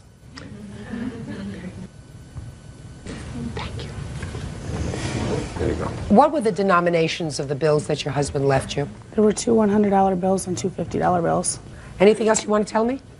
That Kim went back to check and see if the money was there. And it wasn't. We searched through her bedroom, the clothes that she had on her, my clothes that I had on me, my shoes, my pillows, and everything. We did not find it. I ended up going home at 3 o'clock that morning because I could not sleep there. I called her the next morning, came up, and helped her look for it again, and we still could not find it. So she ended up going to her store that she runs, and I ended up going home. Did she come back to your house the next day? Yes, she did, but she did not help me look for it. What was the purpose of her coming back the next day? To see if I needed her to babysit that day. And at that point, with her leaving at 3 o'clock in the morning, that money being gone, I thought, you know, if I can't trust her with cash in my house, how can I trust her with my kids? Did you know that your 2-year-old had gotten her hands on that money? After the fact, yes. Vanessa says that she told me that, but I was on some very strong pain medicine because they reopened my incision, and I don't remember her saying that to me. Ms. Aleo, I'm sure that the police told you what I'm going to tell you. Mm-hmm. There is a possibility that Miss Just took your money, but there is also a possibility that she did not. I mean, I can think of other scenarios that might have happened with that money if your kids are inquisitive and managed to get it from under the VCR. So it's possible that they could have gotten it from where she says she put it. And before I am prepared to label someone a thief, I have to have much more evidence, even in a civil proceeding, because I think that before you say somebody is stolen, you have to be really comfortable with that. So only Miss Just knows whether or not she was just or not and took your money. But I cannot award you the $300 that you're missing. Do you understand? The only thing that I have to say about that is that the towels were still all folded, still in the same place where I'd left them. There's no way my kids got up there under the towels and pulled the money down. I probably believe you. I mean, I believe you. I believe that there was money, I believe that it's missing, and I believe that there is a substantial possibility that you took it. But I'm not prepared to label her a thief. Do you understand? Mm-hmm. So next time you tell your husband that if he wants to leave some money for you, to take it and put it in your wallet. Okay. Put your wallet in your pocketbook. You the husband? The pocketbook someplace secure, and then we don't have to worry about it, right? Yeah, but I told him like put in the pocket. She told me put in the VCR. Is that what you told him? I told him to put the money up for me. Okay. Then it's not your fault. I was prepared to blame you, but it's not your fault. Got a new babysitter? Yes, I do. Good. That's all. Thank you. Thank you. Parties are excused. You may step out. I thought Judge Judy was fair enough for both of us. She was my friend, and that money should have never disappeared because it was me and a friend and my children. She never had no proof that I did take it. What are my 3 children, a 6-year-old, a 2-year-old, and a 2-week-old, going to do with $300? I was never charged with it. I tore the beds apart, I tore the dressers apart, I moved the dresser, I moved the bed, I tore everything out of the closet. My nerves were shot at the time anyways. Don't trust anybody. If you are babysitting for somebody, make sure the person that you're babysitting for keeps money up from children and stuff. Don't even trust your best friend. Raheem Henry is suing his ex-girlfriend, Erica Christian, for personal property and filing a false restraining order. Court come to order. All rise. Have a seat, everyone. Case 2052, Henry versus Christine. Thank you. Welcome.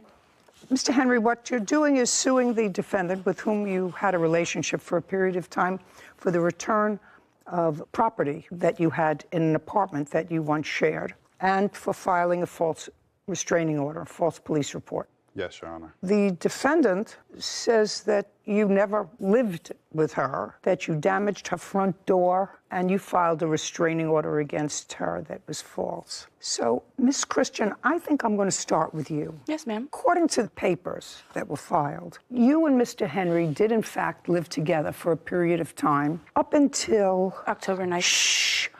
Up until October 9th of 1921. Yes, Your Honor. Of 2021, 1921, hardly almost the year of my birth. Yes, ma'am. 2021, when he left. Yeah, without a no. Just a second. October of 2021. Then the information that I have contained in these papers indicate that he sort of came begging back. And that was in February. Yes, ma'am. Of 2022. And you took him back. Yes, ma'am. And he was living with you. You were living in the same apartment from February of 2022 until what you say in your answer is June of 2022, when for some reason you were looking through his phone. Now, you were looking through his phone because he was acting weird or whatever. Yes. That's June of 2022. You understand where I'm going, Miss Christian, don't you? Of course you do. So from February of 2022, February, March, April, May, for 4.5 months, Mr. Henry and you occupied the same residence. No, ma'am. Your residence. No, ma'am. Well, that's what you say. No, ma'am. Oh. He lived in his own apartment in Merritt Island.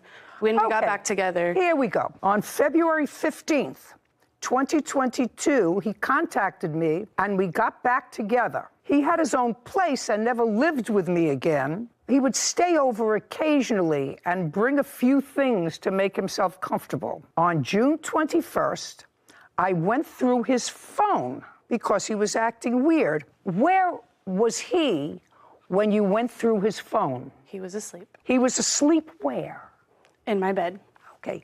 In the apartment? Yes, I work at 6 o'clock. In the apartment? Yes, ma'am. Of course, yes, ma'am. And I saw that he was setting up a date with the mother of his child. Yes, ma'am. I got upset, dropped off my son, and then came back home while he was packing. He told me he was taking my couch, TV, dresser, dining table, and everything in my apartment. So my next question to you is, who paid for the couch? Me. I'd like to see a receipt. I don't have it. Who paid for the couch? It was a couple years ago. Sorry. My brother Adonis Glover, he's the one that gave me the furniture. Just a second. He gave me the couch, the love seat, the lamp, you know, a few other things listed on that document. When did he give them to you? He gave it to me before me and Miss Christian moved in the first apartment. So let's go back. Where was the first place that you lived with the defendant? Cocoa, Florida. Okay. From when to when? From 2020 October to February, March 2021, because that's when her lease was up. Were you both on the lease in that apartment? No, I wasn't on that lease.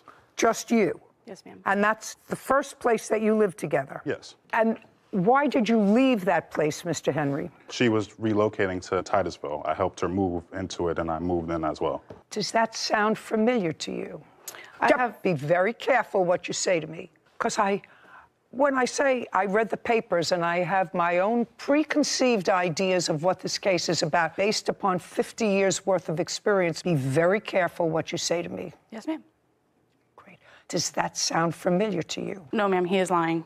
He is lying about what? Adonis did not give him that furniture. Furniture was given to me, never was given. Just a second.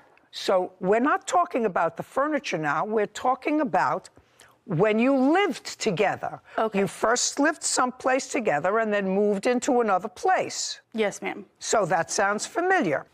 Am I correct that this is all about furniture? No. Mr. Henry, value of property. She's not paying you for property, for furniture that was given to you that was secondhand. You have to understand that. If I find that it's your furniture, you're going to go and get it. Yes, that's what I was hoping. Just a second. Yeah. You're going to go and get it. Yes. If you can establish to me that it's your furniture, you can keep it. You're not a married couple. I have a couple of issues with some things that I think that you did, because I actually think that you were together and he was packing his things, but then the police were called and you told the police that he didn't live there. Isn't that right? Yes. Okay. Because... And just a second. And that wasn't true. It is true. Tell me where he was living. He was living in Merritt Island. Okay. Whenever we broke up in October, from October to February, we broke up. He reached out to me the day after Valentine's Day. We started talking. He was buying me gifts to try to get back in my good graces. He was doing all this extra stuff to try to get back in my good graces. We got back together. He never did move back in with me. He always did live in his apartment in Merritt Island. I work at 6 o'clock in the morning till 12 p.m.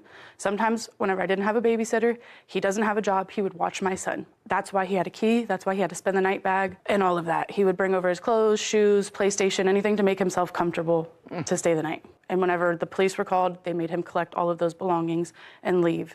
They escorted him off the property, told him that he was not allowed back. They told me that well, that's because if that's what's happened, that's because they believe you, which I don't. Okay.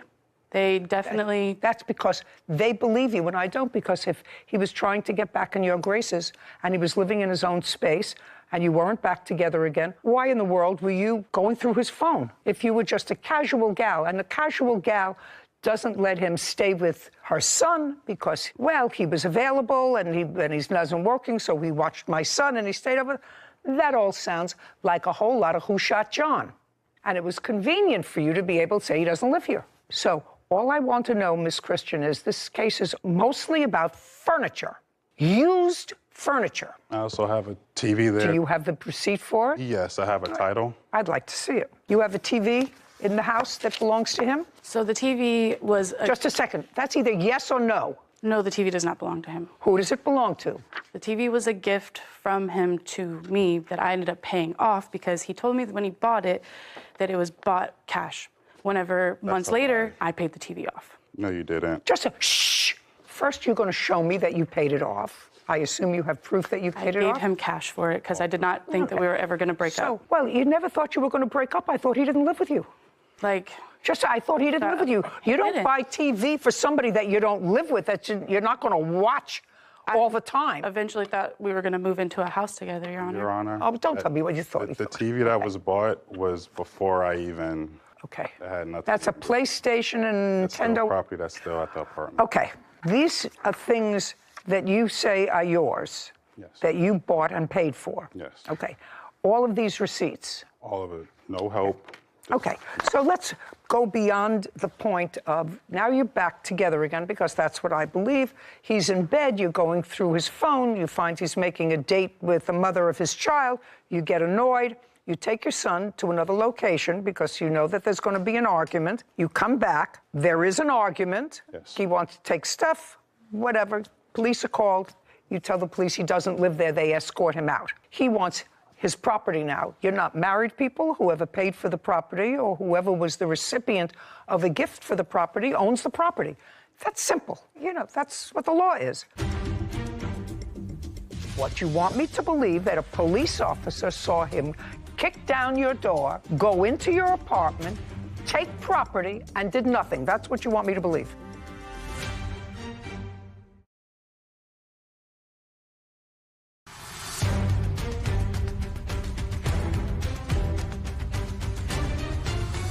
Raheem Henry claims his ex-girlfriend, Erica Christian, owes for personal property. Erica is countersuing for door damages and stolen property. Okay, he has a Nintendo, a PlayStation, Sony. Your Honor, he collected those. Just a second. A queen mattress and foundation. And we have May of 2022. This is a TV, an LED TV. Yes. That was my birthday present. Nah. Okay, so I have titles to these things. You have titles or receipts for any of these things? I don't have receipts for any of those things. He grabbed his PlayStation, his Switch, and everything whenever he left. The only thing that is in my apartment is the TV that he bought me for my birthday. May is my birthday. May 7th is my birthday. That was my birthday present that he bought for me. Did you take your Nintendo? No. Did I haven't had... Recently, that was something different. My storage unit was just broken into. This is why I don't have original documents. And she stole more of my property. I don't know that. Did you file a police report? Yes, ma'am. Okay. Did they ever find any of the property? No, not right now. Okay. The couch, whatever other furniture is there, is how old? I mean, it used to be used furniture, so it was... Yeah, my brother Adonis got it when he paid for it. It was like a kind of like a bundle deal for the apartment, like a lot of furnishing. And I ended up giving him some money for, looking out. That was 2-3 years ago? Yeah. And it was used furniture at the time? Yeah. It wasn't nothing like brand new out of the seal. How much did you pay for the TV? I got taxed when I was like at $1,500, almost to $2,000, because it's a 60-inch smart TV. Okay. So what is it that you want, is my question. I want a court order to go get the rest of my property. I have to know what the rest of your property is. Yes. You have the TV. The TV, I have asthma medication, I have plantar fasciitis. I want to tell you something. She threw out your asthma medication. I believe so, too. She threw out your asthma medication. Yeah. What else? I have crutches. I have... You have what? Crutches and certain things. I have PlayStation. Look, you don't need crutches. And the PlayStation, you said, was in the storage unit. Yeah. Well, I'm not interested in the storage unit. So far, I have a TV. What else? My mattress, my bed, my stuff that I had in the apartment. You don't want a mattress. Are you back with this lady now? No. Where are you living? I've been living on the streets. I've been living out of my car ever since this been happening. Where are you going to put a mattress? I have a storage unit that I was going to just collect. I'm pretty much just trying to salvage what I can because I have things that's sentimental, stuff from my grandmother passing away, things that I really can't put a price tag on. I just want to be able to get a quarter to just get the rest of my belongings. I don't know what the rest of, I have a TV. You have no place to put a mattress that's a couple of years old. So you really don't need that. I mean, I can give you an order to get your mattress, but what are you going to do with it? It's just going to cost you to go get it and to store it. So you really don't need it. I don't need it, but I would like to still get all of my property back. Like the stuff that I paid for because I worked hard, I furnished I'm giving my you apartment. your TV back. You're going to get the TV. I haven't figured out what else it is that you really want to make this whole thing worthwhile. I'm not giving you any money. Do you want the mattress back? You paid for it. You're entitled to it back. I can give you an order for the mattress and the TV. Okay, and I also have electronics, like from games to controllers, just so much things that like TV, mattress, box spring. He's going to come and get it with a marshal, but he's coming to get it within 5 days from today. So what if I pull up my bank statements to show that I gave him cash around the same time that whenever it was like pulled up and everything? Because I did give him cash for the TV, for the bed, for actually more than he ever even put into it. Let me explain something to you. Unless you have a check made out to him, I have a problem with somebody who lies to the police. Ma'am, I do. I have trouble with somebody who got very angry because her boyfriend, who was living there, watching her son, brought a TV, bought a mattress, bought a box spring, bought all of those things, and then you got annoyed that he was involved again with his child's mother. You dropped off your son someplace else to come back to have a fight with him. You did have an argument with him. Police were called. You said to the police, he doesn't live here. Your Honor, he moved out. He doesn't live here. That's what's here. Your Honor, I never moved out. He moved out in We had a October. whole business together. No, we do not. That business is in my name, and I have the receipts to that, too. You have to understand something. I know what happened. I don't believe you. Ma'am, I'm you telling have you to. the truth. No, you're not. You're not telling me the truth. That when the police came, you said, he doesn't live here. Yes. He doesn't live here. Put him outside. He took all of his belongings. Did he take his... Oh, no. May I finish? He took all of his belongings on October 9th. Whenever he left, without a call, without a text message, without anything, he broke up with me and left. He got back in contact with me in February. Mind you, we never lived together after that. He was just staying over to watch your son when you got angry in June. Whenever it was June. It was June, 4.5 months later. Which he would go back to his apartment. He would come. He never stayed more than a couple nights consecutively. Okay. He's coming to get his TV. He's coming to get his mattress and box spring. Can we You have a talk about counterclaim. my counterclaim? You have a counterclaim for damage to the front door. Yes, ma'am. Okay? Damage to the front door. Kicked my front door down. Okay. When did he do that? The day after he was police escorted, they told him not to come back, and the next day he came back and kicked my door down right in front of the police officer. So he came back with a police officer. And kicked my door down. Just a second. He came back with a police officer, and the police officer was there when he broke into your apartment. Yes, and they were going to take him. No, tell me what they were going to do. And they did nothing. Well, they trespassed him from my apartment complex. I'm asking you, what you're telling me is, madam, which is why I have problems with you right from the get-go.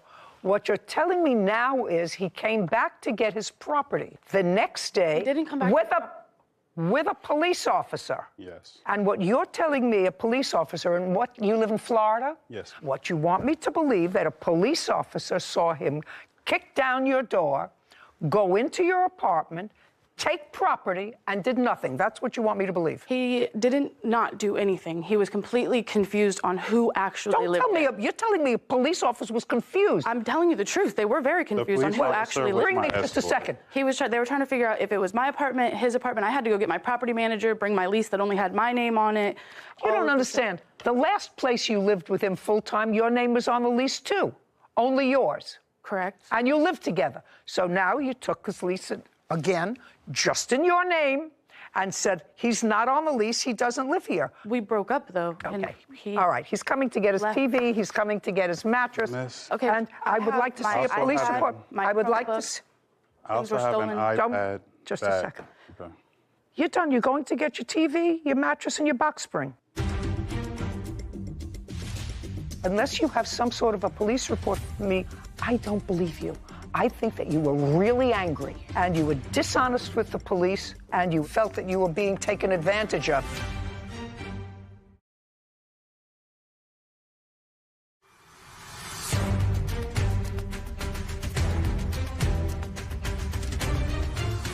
Raheem Henry has accused his ex-girlfriend, Erica Christian, of keeping his personal property. Erica claims he broke through her door and stole her belongings. Now.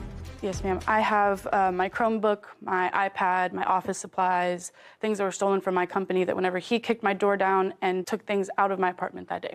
Okay, now let's get to the company. What kind of work were you involved with when you and the defendant lived together, Mr. Henry? I did all the graphic design. I made the business cards. Just a second. Were you involved in graphic design? Yes, I actually went. Just a second. Together? No, it was mainly me. And you did this over a computer, over a laptop? Over a tablet, over my iPad. So the business supplies that she's going to tell me about were for the graphic design business? Yes, some You of the said- supplies, but I never stole anything. I just had an iPad that I worked on, and I did graphic design on that was mine. I gave her cash for it. She found it on Amazon for me for a good deal. I was able to draw on it. She's never had access to it. There's always been my Apple ID on it. Where is it? I don't know. The day when I got escorted out, she came out of the apartment. I was going in to get the rest of my belongings, and she was saying, "I can't find my iPad. You have it." And right then and there, I knew she found it and she took it and hid it. So the officer let me go inside to get my belongings. I looked in the closet where I had it wrapped up, gone. I walked outside and was like, "Erica, where's my iPad? I paid for that. I do work on it. That is mine." She said, "I don't know. It's gone. You must have it."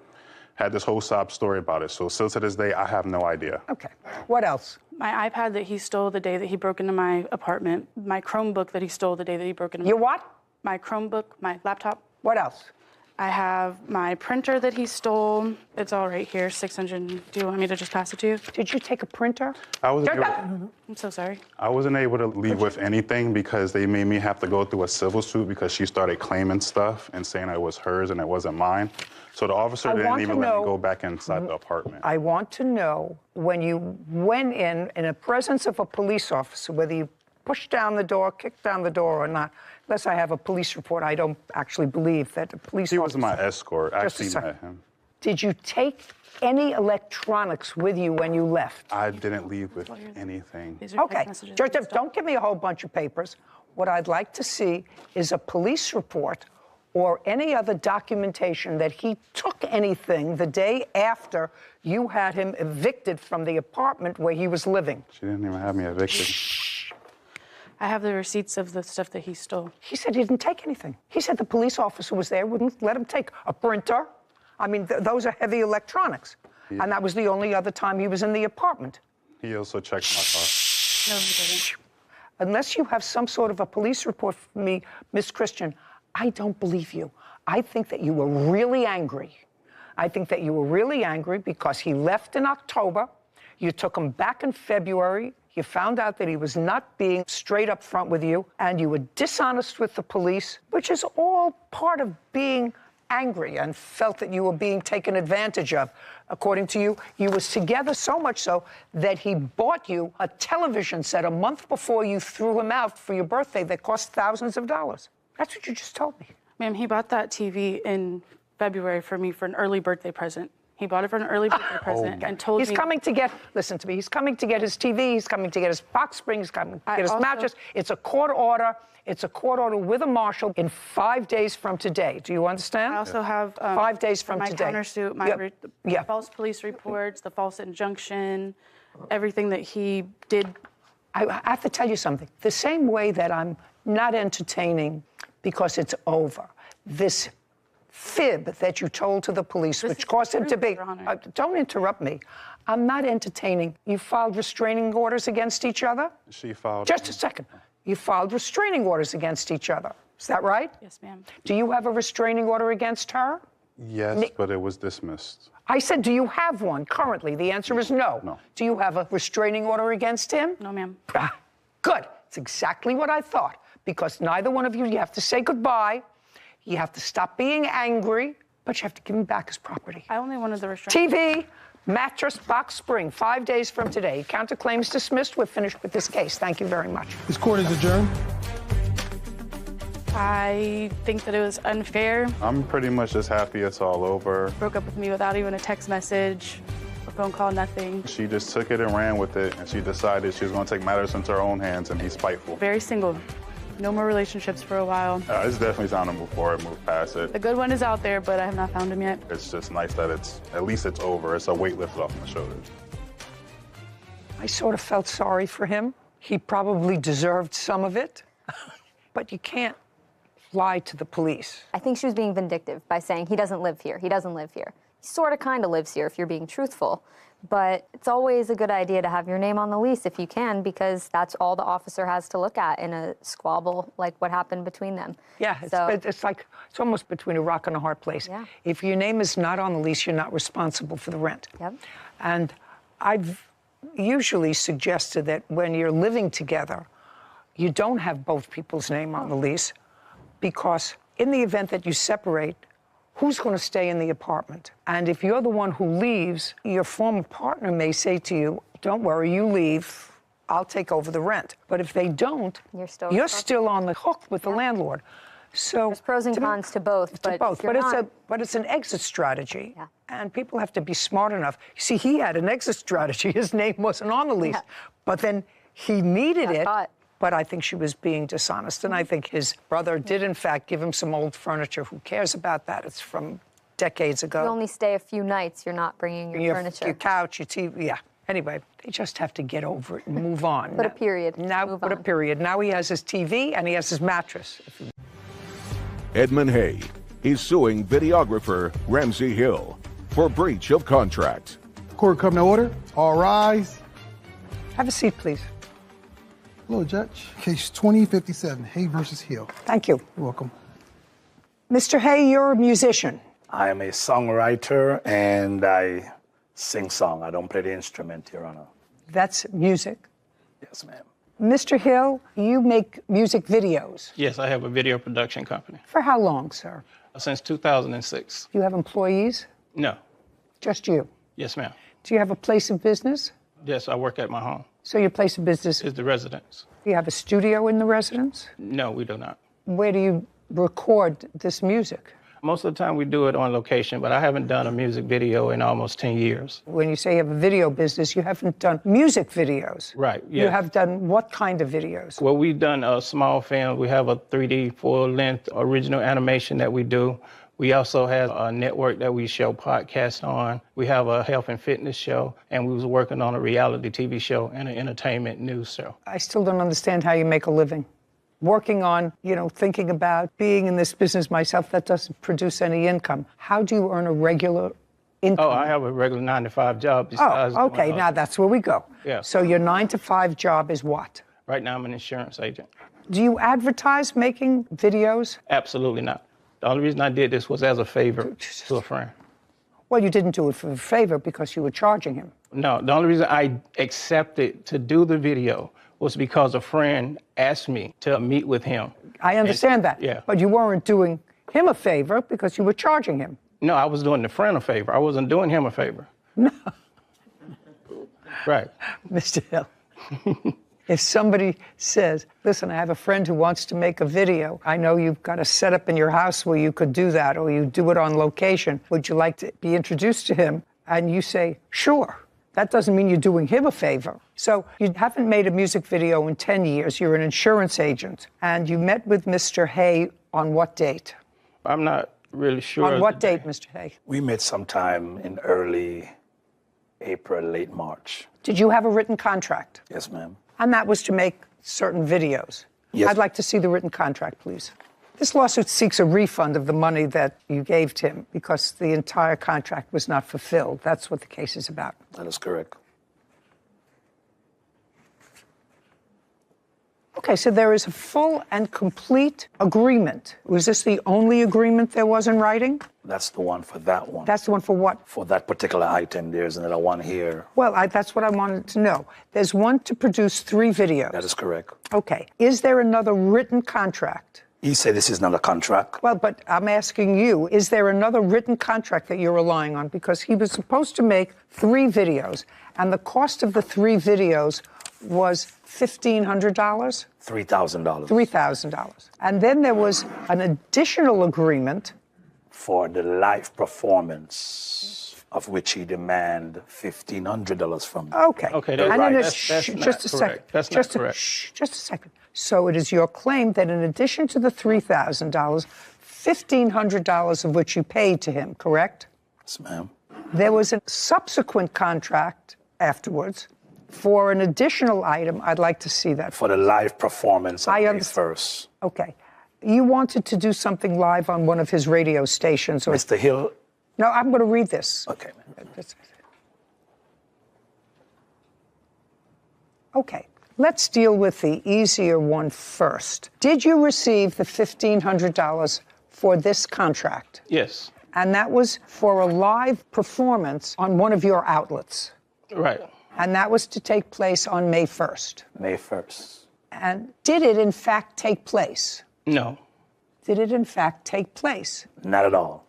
Well, so then he gets his $1,500 back. That's one. Thank you, Your Honor. But I'm not asking you anything. There's nothing else that you have to tell me about that, right? You paid him $1,500. Yes, ma'am. You didn't do a live performance. You get your $1,500 back. Yes, ma'am. Now, with regard to the 3 videos, you've given him a total now of $3,000? $1,500, Your Honor. How much did you pay him on this? For the videos? Yes. I gave him $500 up front to start off on that project. And then that's on the 21st. And then I gave him $1,000 by the 27th, I think, for the 3 videos. So you gave him. $1,500. So you gave him. The 3 videos were supposed to be $3,000, and you gave him $1,500. Yes, ma'am. Okay. How many videos were produced for you? 1. Is it accurate that 1 video was produced for Mr. Hay? Yes. And it was done on a particular date? Right. And you gave him that video? Yes. On what date did you give him that video? It was a week before the 31st. Did you do any work on the other 2 videos? No. Okay. Each video was supposed to cost $1,000. Yes. Dollars. And you received 1 video. Yes, ma'am. And you paid him $1,500 so far as down payment on 3. So you have $1,500 that you believe is coming back to you from that amount of money, in addition to the $1,500 that I've already given you. No, the $1,500 covered the first video. It wasn't a breakdown like he's trying to make it in the 3 videos. No, the $1,500 was the full cost for the first video. Does it say that in here? He's not giving you more money back. No. He's not giving you more money that you gave him. Do you understand? He's giving. Your Honor, may I say this, please? You can say whatever you want to say. And later today. Well, you have a defense for not paying rent for those 3 months, which you clearly occupied her premises. Who wants to tell me why you didn't pay rent?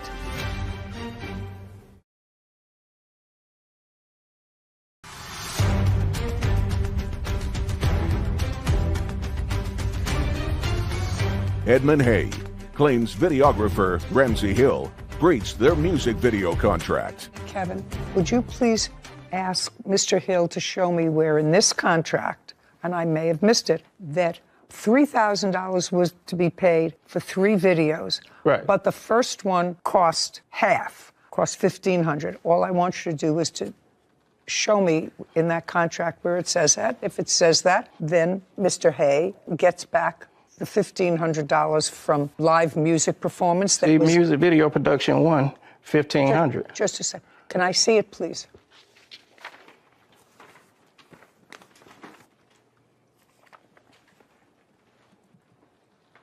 Yes, it does, Mr. Hay. That's exactly what it says. It says music video, the first production is $1,500. Okay. And you got 1 produced video, correct? Correct, ma'am. Okay, well, So, then you're absolutely right. What? so the reason why I'm suing him for the extra $1,000, Your Honor, is for the live performance that he didn't perform. I had to hire 2 other persons. That's not his problem. He didn't perform. He didn't He didn't do the live performance. No, first of all, and you're getting your money sabotaged. back. I'm He's sorry. not giving you more money back. No. He's not giving you more money than you gave him. Do you understand? Your He's Honor, giving. Your Honor, may I say this, please? You could say whatever you want to say. He's not paying for you to do another live performance with other people. He didn't perform pursuant to the contract, and you're getting your money back because he didn't perform that contract. With regard to this contract, he performed pursuant to this contract. You get nothing. It's easy. For the music, correct? For the videos, correct? For the videos, he produced one, and one was $1,500. That's what this contract says. The contract is about making 3 videos, Your Honor. That's all right. If you want to look at it, do you want to see it? Have we shown it to you? No, I'm asking pertaining to what he says. He says pertaining to just one for the 1,500. It says it's clear. Music video, #1 production, $1,500. Number 1, which means there's 2 more need to be done. Correct, but the first one was, just a second, the first one was $1,500. He could have very easily said, Mr. Hay, production #1, $1,000. Production #2. He explained that like you just said to me, and he wrote that in words for that purpose. This is what the court is bound by, sir. Not what he may have explained to you, because you cannot modify in the law a written contract by oral communications between the parties. It's in writing. If you wanted him to write production 1, $1,000, then you would have said, write production 1, that each video was $1,000. Your Honor, This is not an argument, sir. I'm not This is arguing, not an Your argument. Good, because that's what it says. I'm not arguing. Contract speaks for itself. On the initial contract, he has to give you a refund of $1,500. On this contract, he produced #1 video for which you paid him $1,500. That's what the contract calls for. We're done here. Thank you very much. Thank you. This court is adjourned. Well, it's a fair decision. There is no breaching of my end on the contract. It would never have been any money if he'd have kept things on course. How did I breach the contract when I'm here getting the money for the contract? I'm not working with anybody like that anymore. You cannot have an oral modification of a written contract. So I think it's a good lesson for people signing written contracts that if you don't agree or you have a different understanding than something that's listed in the contract, don't let the other person just explain it away in the moment, because as we've seen, that doesn't hold up in court, and your rights are going to be really limited to what's in that written agreement. So it's important. People should know that. Yeah. 19-year-old Isabel Irwin is suing her father, Neil Irwin, for personal belongings.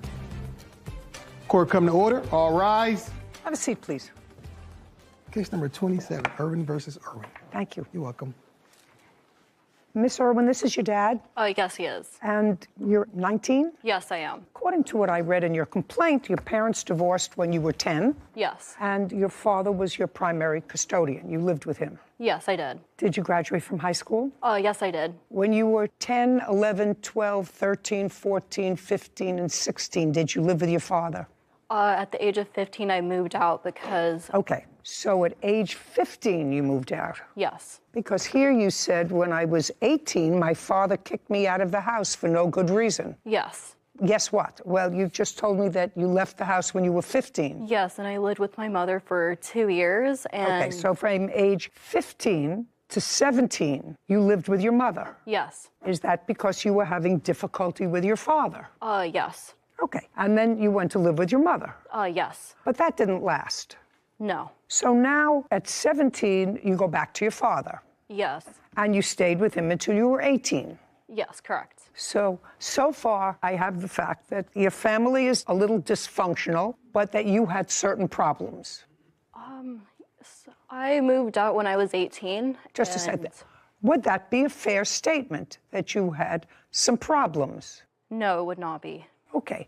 What high school did you graduate from? It's a school partnered with the National Guard for kids that are off track to get them back on track. Did you have to pay for that school? No, they are paid by the government. Could you look them up for me? Yeah, it's a residential program for youths aged 16 to 18 who've dropped out of school or who are seriously behind in credits and need to catch up quickly. Okay, so you were dropped out of school? No. Or seriously behind? Yes. Dropped out or behind in credits. Okay. And how old were you when you graduated from? I was 17 years old. And so at that point, you moved in with your father? Yes. And why did you leave when you were 18? He had evicted me. Okay. And I'd like you to tell me your version of his evicting you when you were 18, because this case involves you're suing your father for items that he disposed of that were yours, and you want this court to award you $7,400 for the things that he disposed of that were yours. Yes. Okay. So tell me why you believe he evicted you when you were 18. I believe he evicted me when I was 18 because I was buying my first car and he got jealous of the car I had, and he stated that when I moved back in for the second time. He evicted me the second. No. We're on the first time that your father evicted you, not the second time.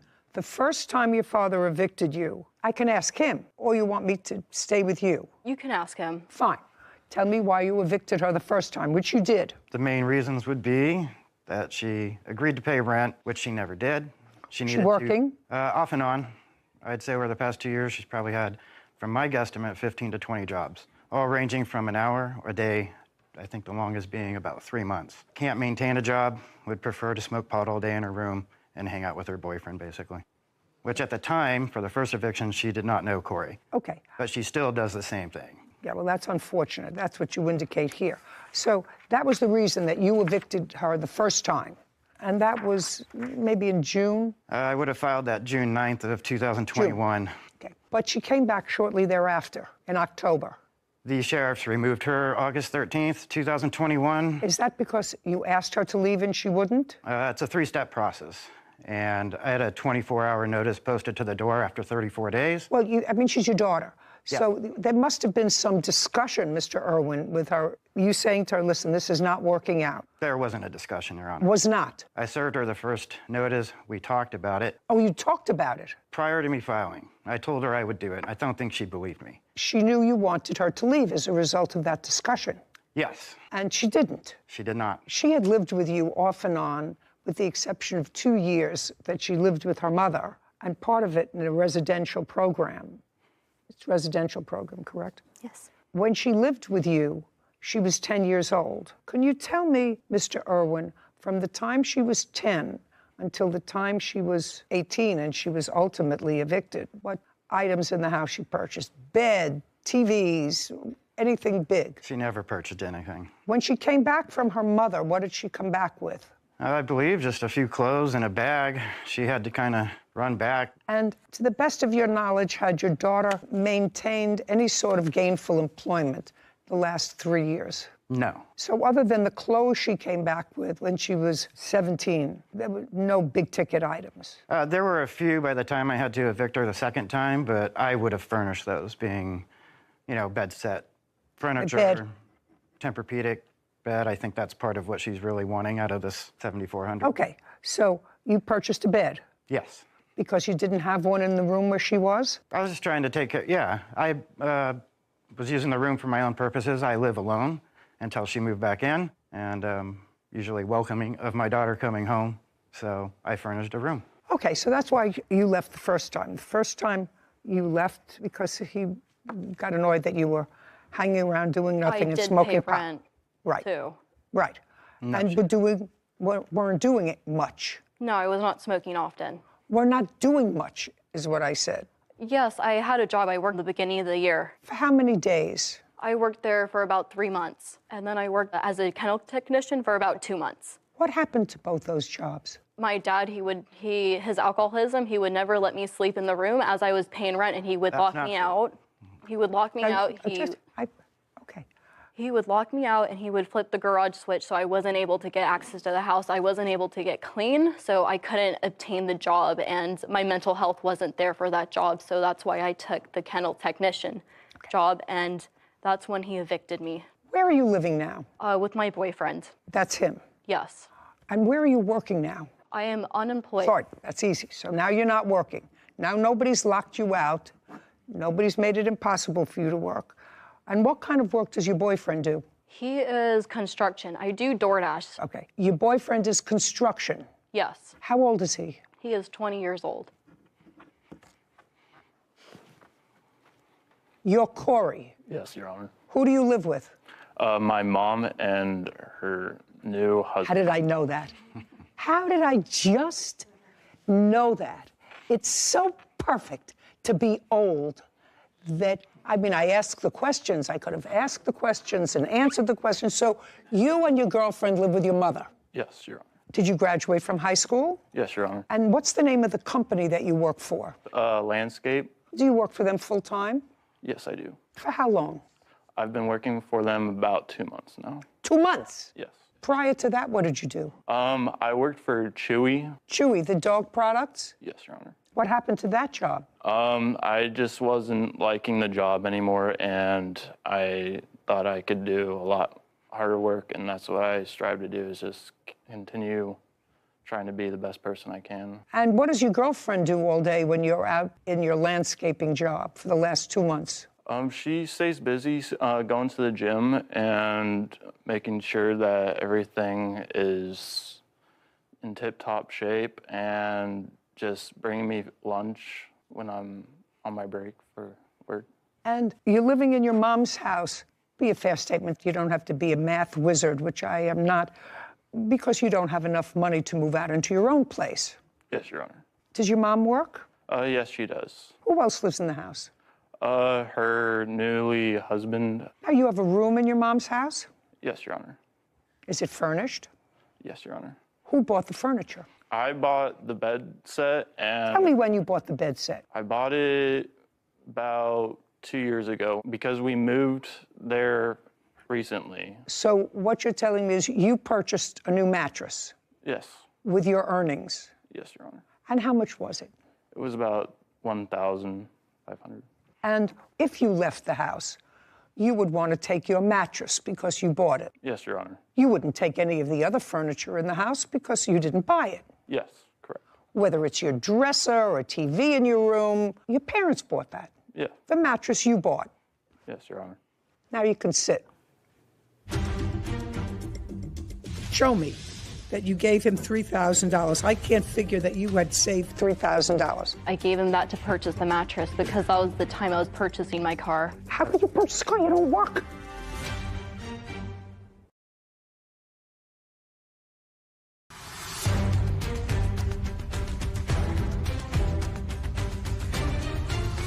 "19-year-old Isabel Irwin claims her father, Neil Irwin, owes for personal belongings. Now, I'm going to sort of pull this together. Eventually, you moved back into the house after an initial eviction, and you weren't doing well, I assume. Yes. And then you came back a couple of months later and asked your father if you could move back in. Yes. And he said, okay. Yes. And that didn't work out. He was unhappy with the arrangement. I was paying rent before. He was kicking me out, so I decided not to pay rent. Whatever the reason, he wasn't happy with it. You were gone for a couple of months. He evicted me, yes. Yes. Well, he evicted you for a reason, Miss Irwin. You have to stop being a baby. He evicted you for a reason. He took you back because you went there. You said, I have no place to go. I assume, without going into specifics, because you look a little frightened, and I don't have to get that crazed with you because it sounds like a very sad situation. He said, it's not working out again. I want you to leave. And when you left, you did not, according to you, take your stuff. And your father, at some point after he received a text message from you, which I assume you have, sir. I do. Which said, have a nice life. After he received that, waited a while and disposed. That was a statement I made because I asked him to help me fill up my tires because they needed air, and I saw him pull into the Safeway parking lot and leave with his groceries, and he never helped me. Okay. So you said, have a nice life. And then you want a whole bunch of things from the house. Now, I want you to tell me, with your limited work history, which you have, hardly enough to sustain yourself, because in October you came back to him and said, I need a place to live. So I want you to tell me what you purchased. I purchased the Tempur-Pedic bed. And who did you purchase it from? My father. You purchased it from your father? Yes, he made the original purchase and said I could just give him the money, which I did. Okay. And how much did you give him for the mattress? $3,000. That's incorrect. Show me that you gave him $3,000. I can't figure that you had saved $3,000. I gave him that to purchase the mattress because that was the time I was purchasing my car. How could you purchase a car? You don't work. You don't work.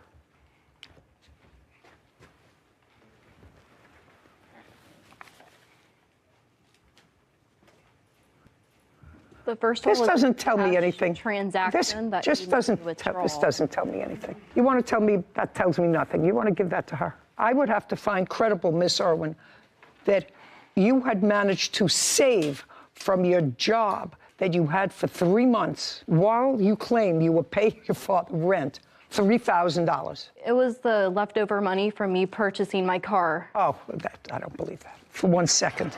Okay, you want to tell me about the mattress, sir? Okay, simply put, I got one for myself when she wasn't living with me, and the mattress I furnished her with, it was a floor model. He gave me a good deal on it. I think it retails about $3,500. I got it for $2,300. My daughter and I did have an agreement that she could purchase the mattress for $1,800. However, as you may have figured out, that did not occur. And this was after she moved back in October, or when she was... Yep, yes it was. After she moved back in October? Yes, Your Honor. Okay. The mattress is staying where it is. Okay. Now let's go to dresser, nightstand, and TV. So you acknowledge that none of those things you purchased, bed, dresser, nightstand, and TV. No, I did not purchase that. Okay. Now that's your father's. He threw out my clothes, shoes, and jewelry. Now, you were evicted. Yes. Was it an actual eviction? Did marshals come to the house? No. I got served the eviction notice on June 30th. He illegally locked me out. No. Just June 30th. Yes. So on June 30th, you were given an eviction notice that said that you had to be out on what date? In 30 days. Okay. So far, is that correct, Mr. Irwin? It's fairly correct. I do have the 30-day no-cause notice to quit that she was served. Okay. And on what date did you leave? On July 1st, because he had thrown a camera. Just a second. At my boyfriend. You left on July 1st? Yes. Tell me how you left. I packed a small bag and I had left. You packed a small bag that contained what? A few of my clothes and whatever I could grab for a few nights. And where did you go? To my boyfriend's house. So you went to Corey's house? Yes. Do you have a laptop? I do not. Do you have a phone? Yes, I do. Did you take the phone? Yes, I did. You took some clothes with you, and you knew that you had an eviction notice, correct? Yes. Tell me what jewelry you allege your father threw out. He threw out my necklace my boyfriend had bought me. He threw out... Which boyfriend? This boyfriend, Corey. Tell me about the necklace. He had purchased it for my birthday. Okay. Stand up, Corey. Tell me about the necklace you purchased. I had purchased it from K Jewelers. I had purchased it for about $250. Okay. When? On her birthday, just a little before. When's her birthday? February 20th. Did she wear the necklace? Yes, Your Honor. Every day? No, just on occasions, whenever we'd go out and do stuff and all that. When she came to your house with her bag, did you ever see the necklace again? No, I did not, Your Honor. Do you know where this necklace is? I do not. Did you throw away a necklace? I guess anything's possible because when she left and sent me the "Have a nice rest of your life" text, it looked like a hoarder's room, so I guess anything could have been in there. Who cleaned it up? I did. Didn't see a necklace? Didn't see a necklace. Okay. Were you looking for anything of value? I wasn't looking for anything. To me, it looked like old clothes that probably hadn't been worn in years. Okay. I just wanted to clear out the room. Fine. Have a seat. Other than that necklace, what other jewelry did you have? I had some rings I purchased from Ojai, California on a trip I previously took for my dad. Okay. What else? You took a bag of clothes. What specific, because you had jewelry, shoes. I assume you took some shoes with you because you were going to be there. Well, you were wearing a pair of shoes. Yes, I was. I was wearing my old shoes. Okay. When you got rid of all of the stuff, Mr. Irwin, you didn't go through any of it? No, I did not. Did you give her any notice that she had 10 days, 2 weeks to get her stuff? I did not give her notice. On what date did you dispose of all of her stuff? It would have been around July 20th, about 20 days after or so. Okay. Well, but even according to your eviction notice, she had 30 days to vacate. Well, if you read the actual eviction notice, it's 5 days. After 5 days, you have to file another part of the eviction notice, which is unlawful detainer, meaning that she is now there illegally. So she left within the 5 days, willfully. I'm 19 years old, and I want to live to be 79. And right now, that doesn't look good for you. I'm telling you, you look troubled and older than your years.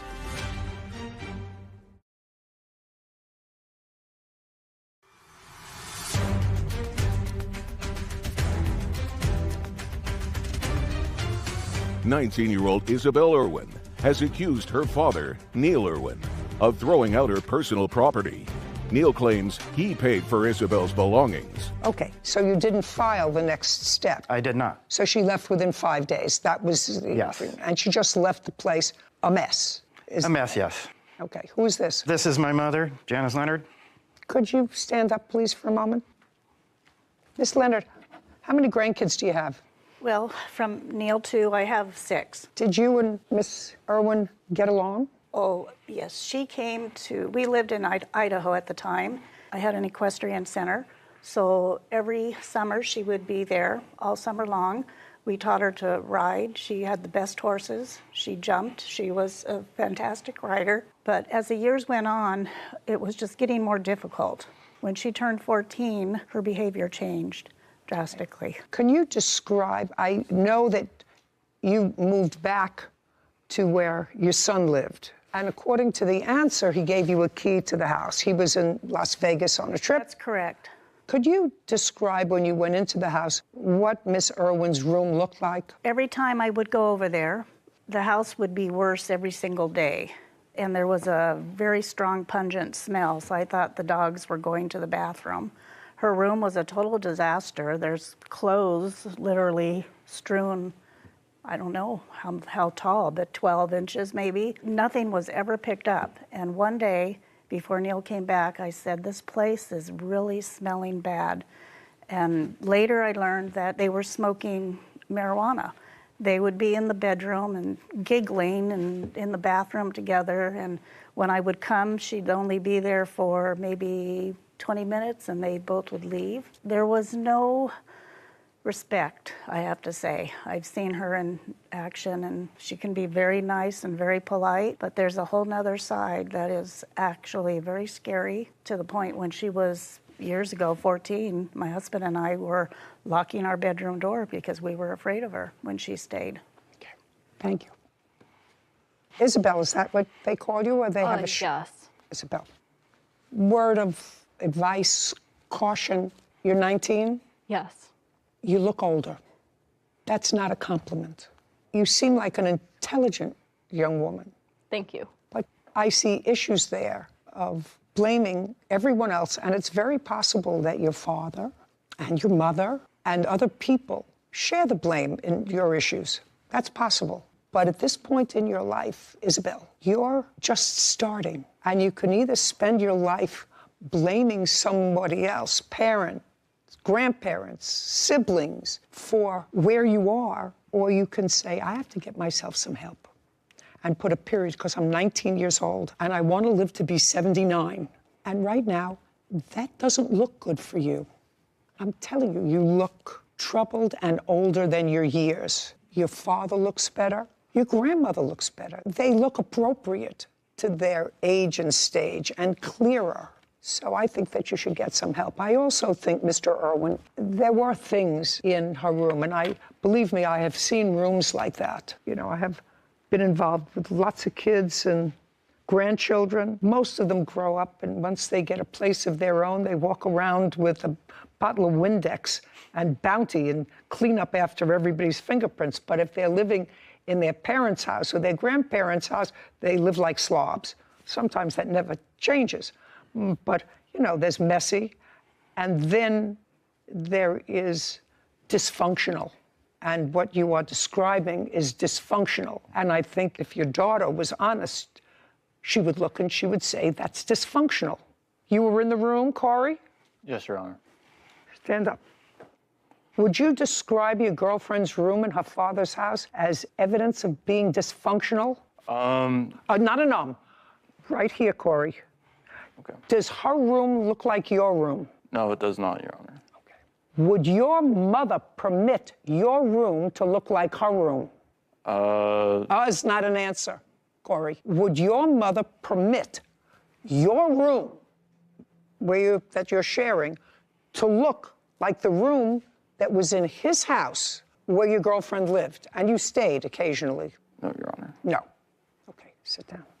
You should have looked for the necklace. He gave me an honest answer to everything that I asked him. So the necklaces was probably mixed in with a load of garbage that was there. To say the least. That was accumulated. It was like a hoarder. So I'm Your awarding Honor, you. I and have a you give video it to of your the boyfriend. room. $250 to go and buy her a new necklace. Thank you very much. This case is over. Thank you. This court is adjourned. I agree with the judge's decision 100%. I think it was very fair. I think it wasn't fair. She has so much more potential than what she's doing right now. I was just trying to get my belongings, and he literally just never wanted me to do it. She's a great kid, and all reality, she's just making some wrong decisions right now. I made any really bad decisions. It's all been influenced by my father. You know, the apple doesn't fall far from the tree. I hope she grows up, and I love her. I know I need to grow up, but he evicted me, gave me 2 days, and I didn't want to make my dad mad. I hope you weren't talking about me when you were thinking of your grandchildren keeping messy rooms. I try and be neat and nice and organized. Well, I wasn't thinking about you today as a law school graduate, but I do remember when you were in college and you were staying with us rather than in the dorm, keeping your door closed because it looked like somebody hit your room with a Mixmaster. Maybe just a few too many open suitcases, I guess. Yeah, open, unpacked suitcases. But got older and more respectful, and then you had your own apartment, and I remember visiting your apartment, and I said, who is it that lives here? I couldn't figure out who lives here. It's not the same person who lived with me. It's a maturity thing, and I think I was shocked to see that she was only 19 years old, in line with what you said to her, that she looks older beyond her years, and some difficulty can do that to you, but you have to take accountability and do what you can to make your life organized and set yourself up for success. That, you know, all that is true. I'm not sure that she has all the tools to do that, and I don't know if she has anybody there to guide her. It's too bad because she seems like an intelligent young woman, and her grandmother certainly portrayed a picture of a child who was accomplished when she was younger, and then something happened. You know. I hope she turns it around. Hope she turns it around. Hi, xin chào các bạn. Chào mừng các bạn đến với kênh của mình. Hôm nay chúng ta cùng tô màu bức tranh về một chú ngựa. Đầu tiên mình sẽ sử dụng màu nâu nhạt để tô cho phần thân.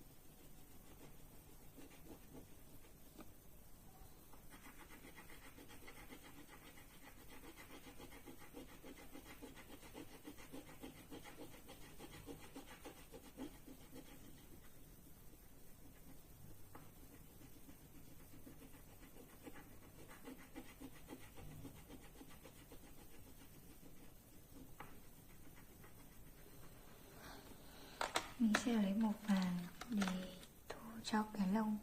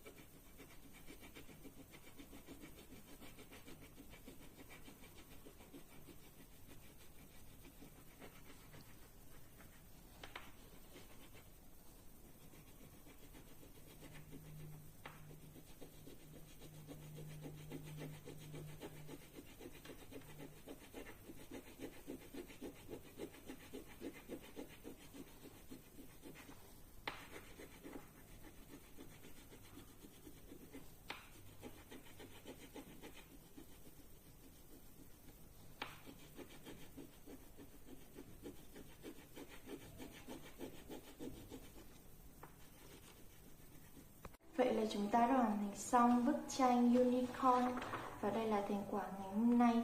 Hẹn gặp lại các bạn ở những video tiếp theo.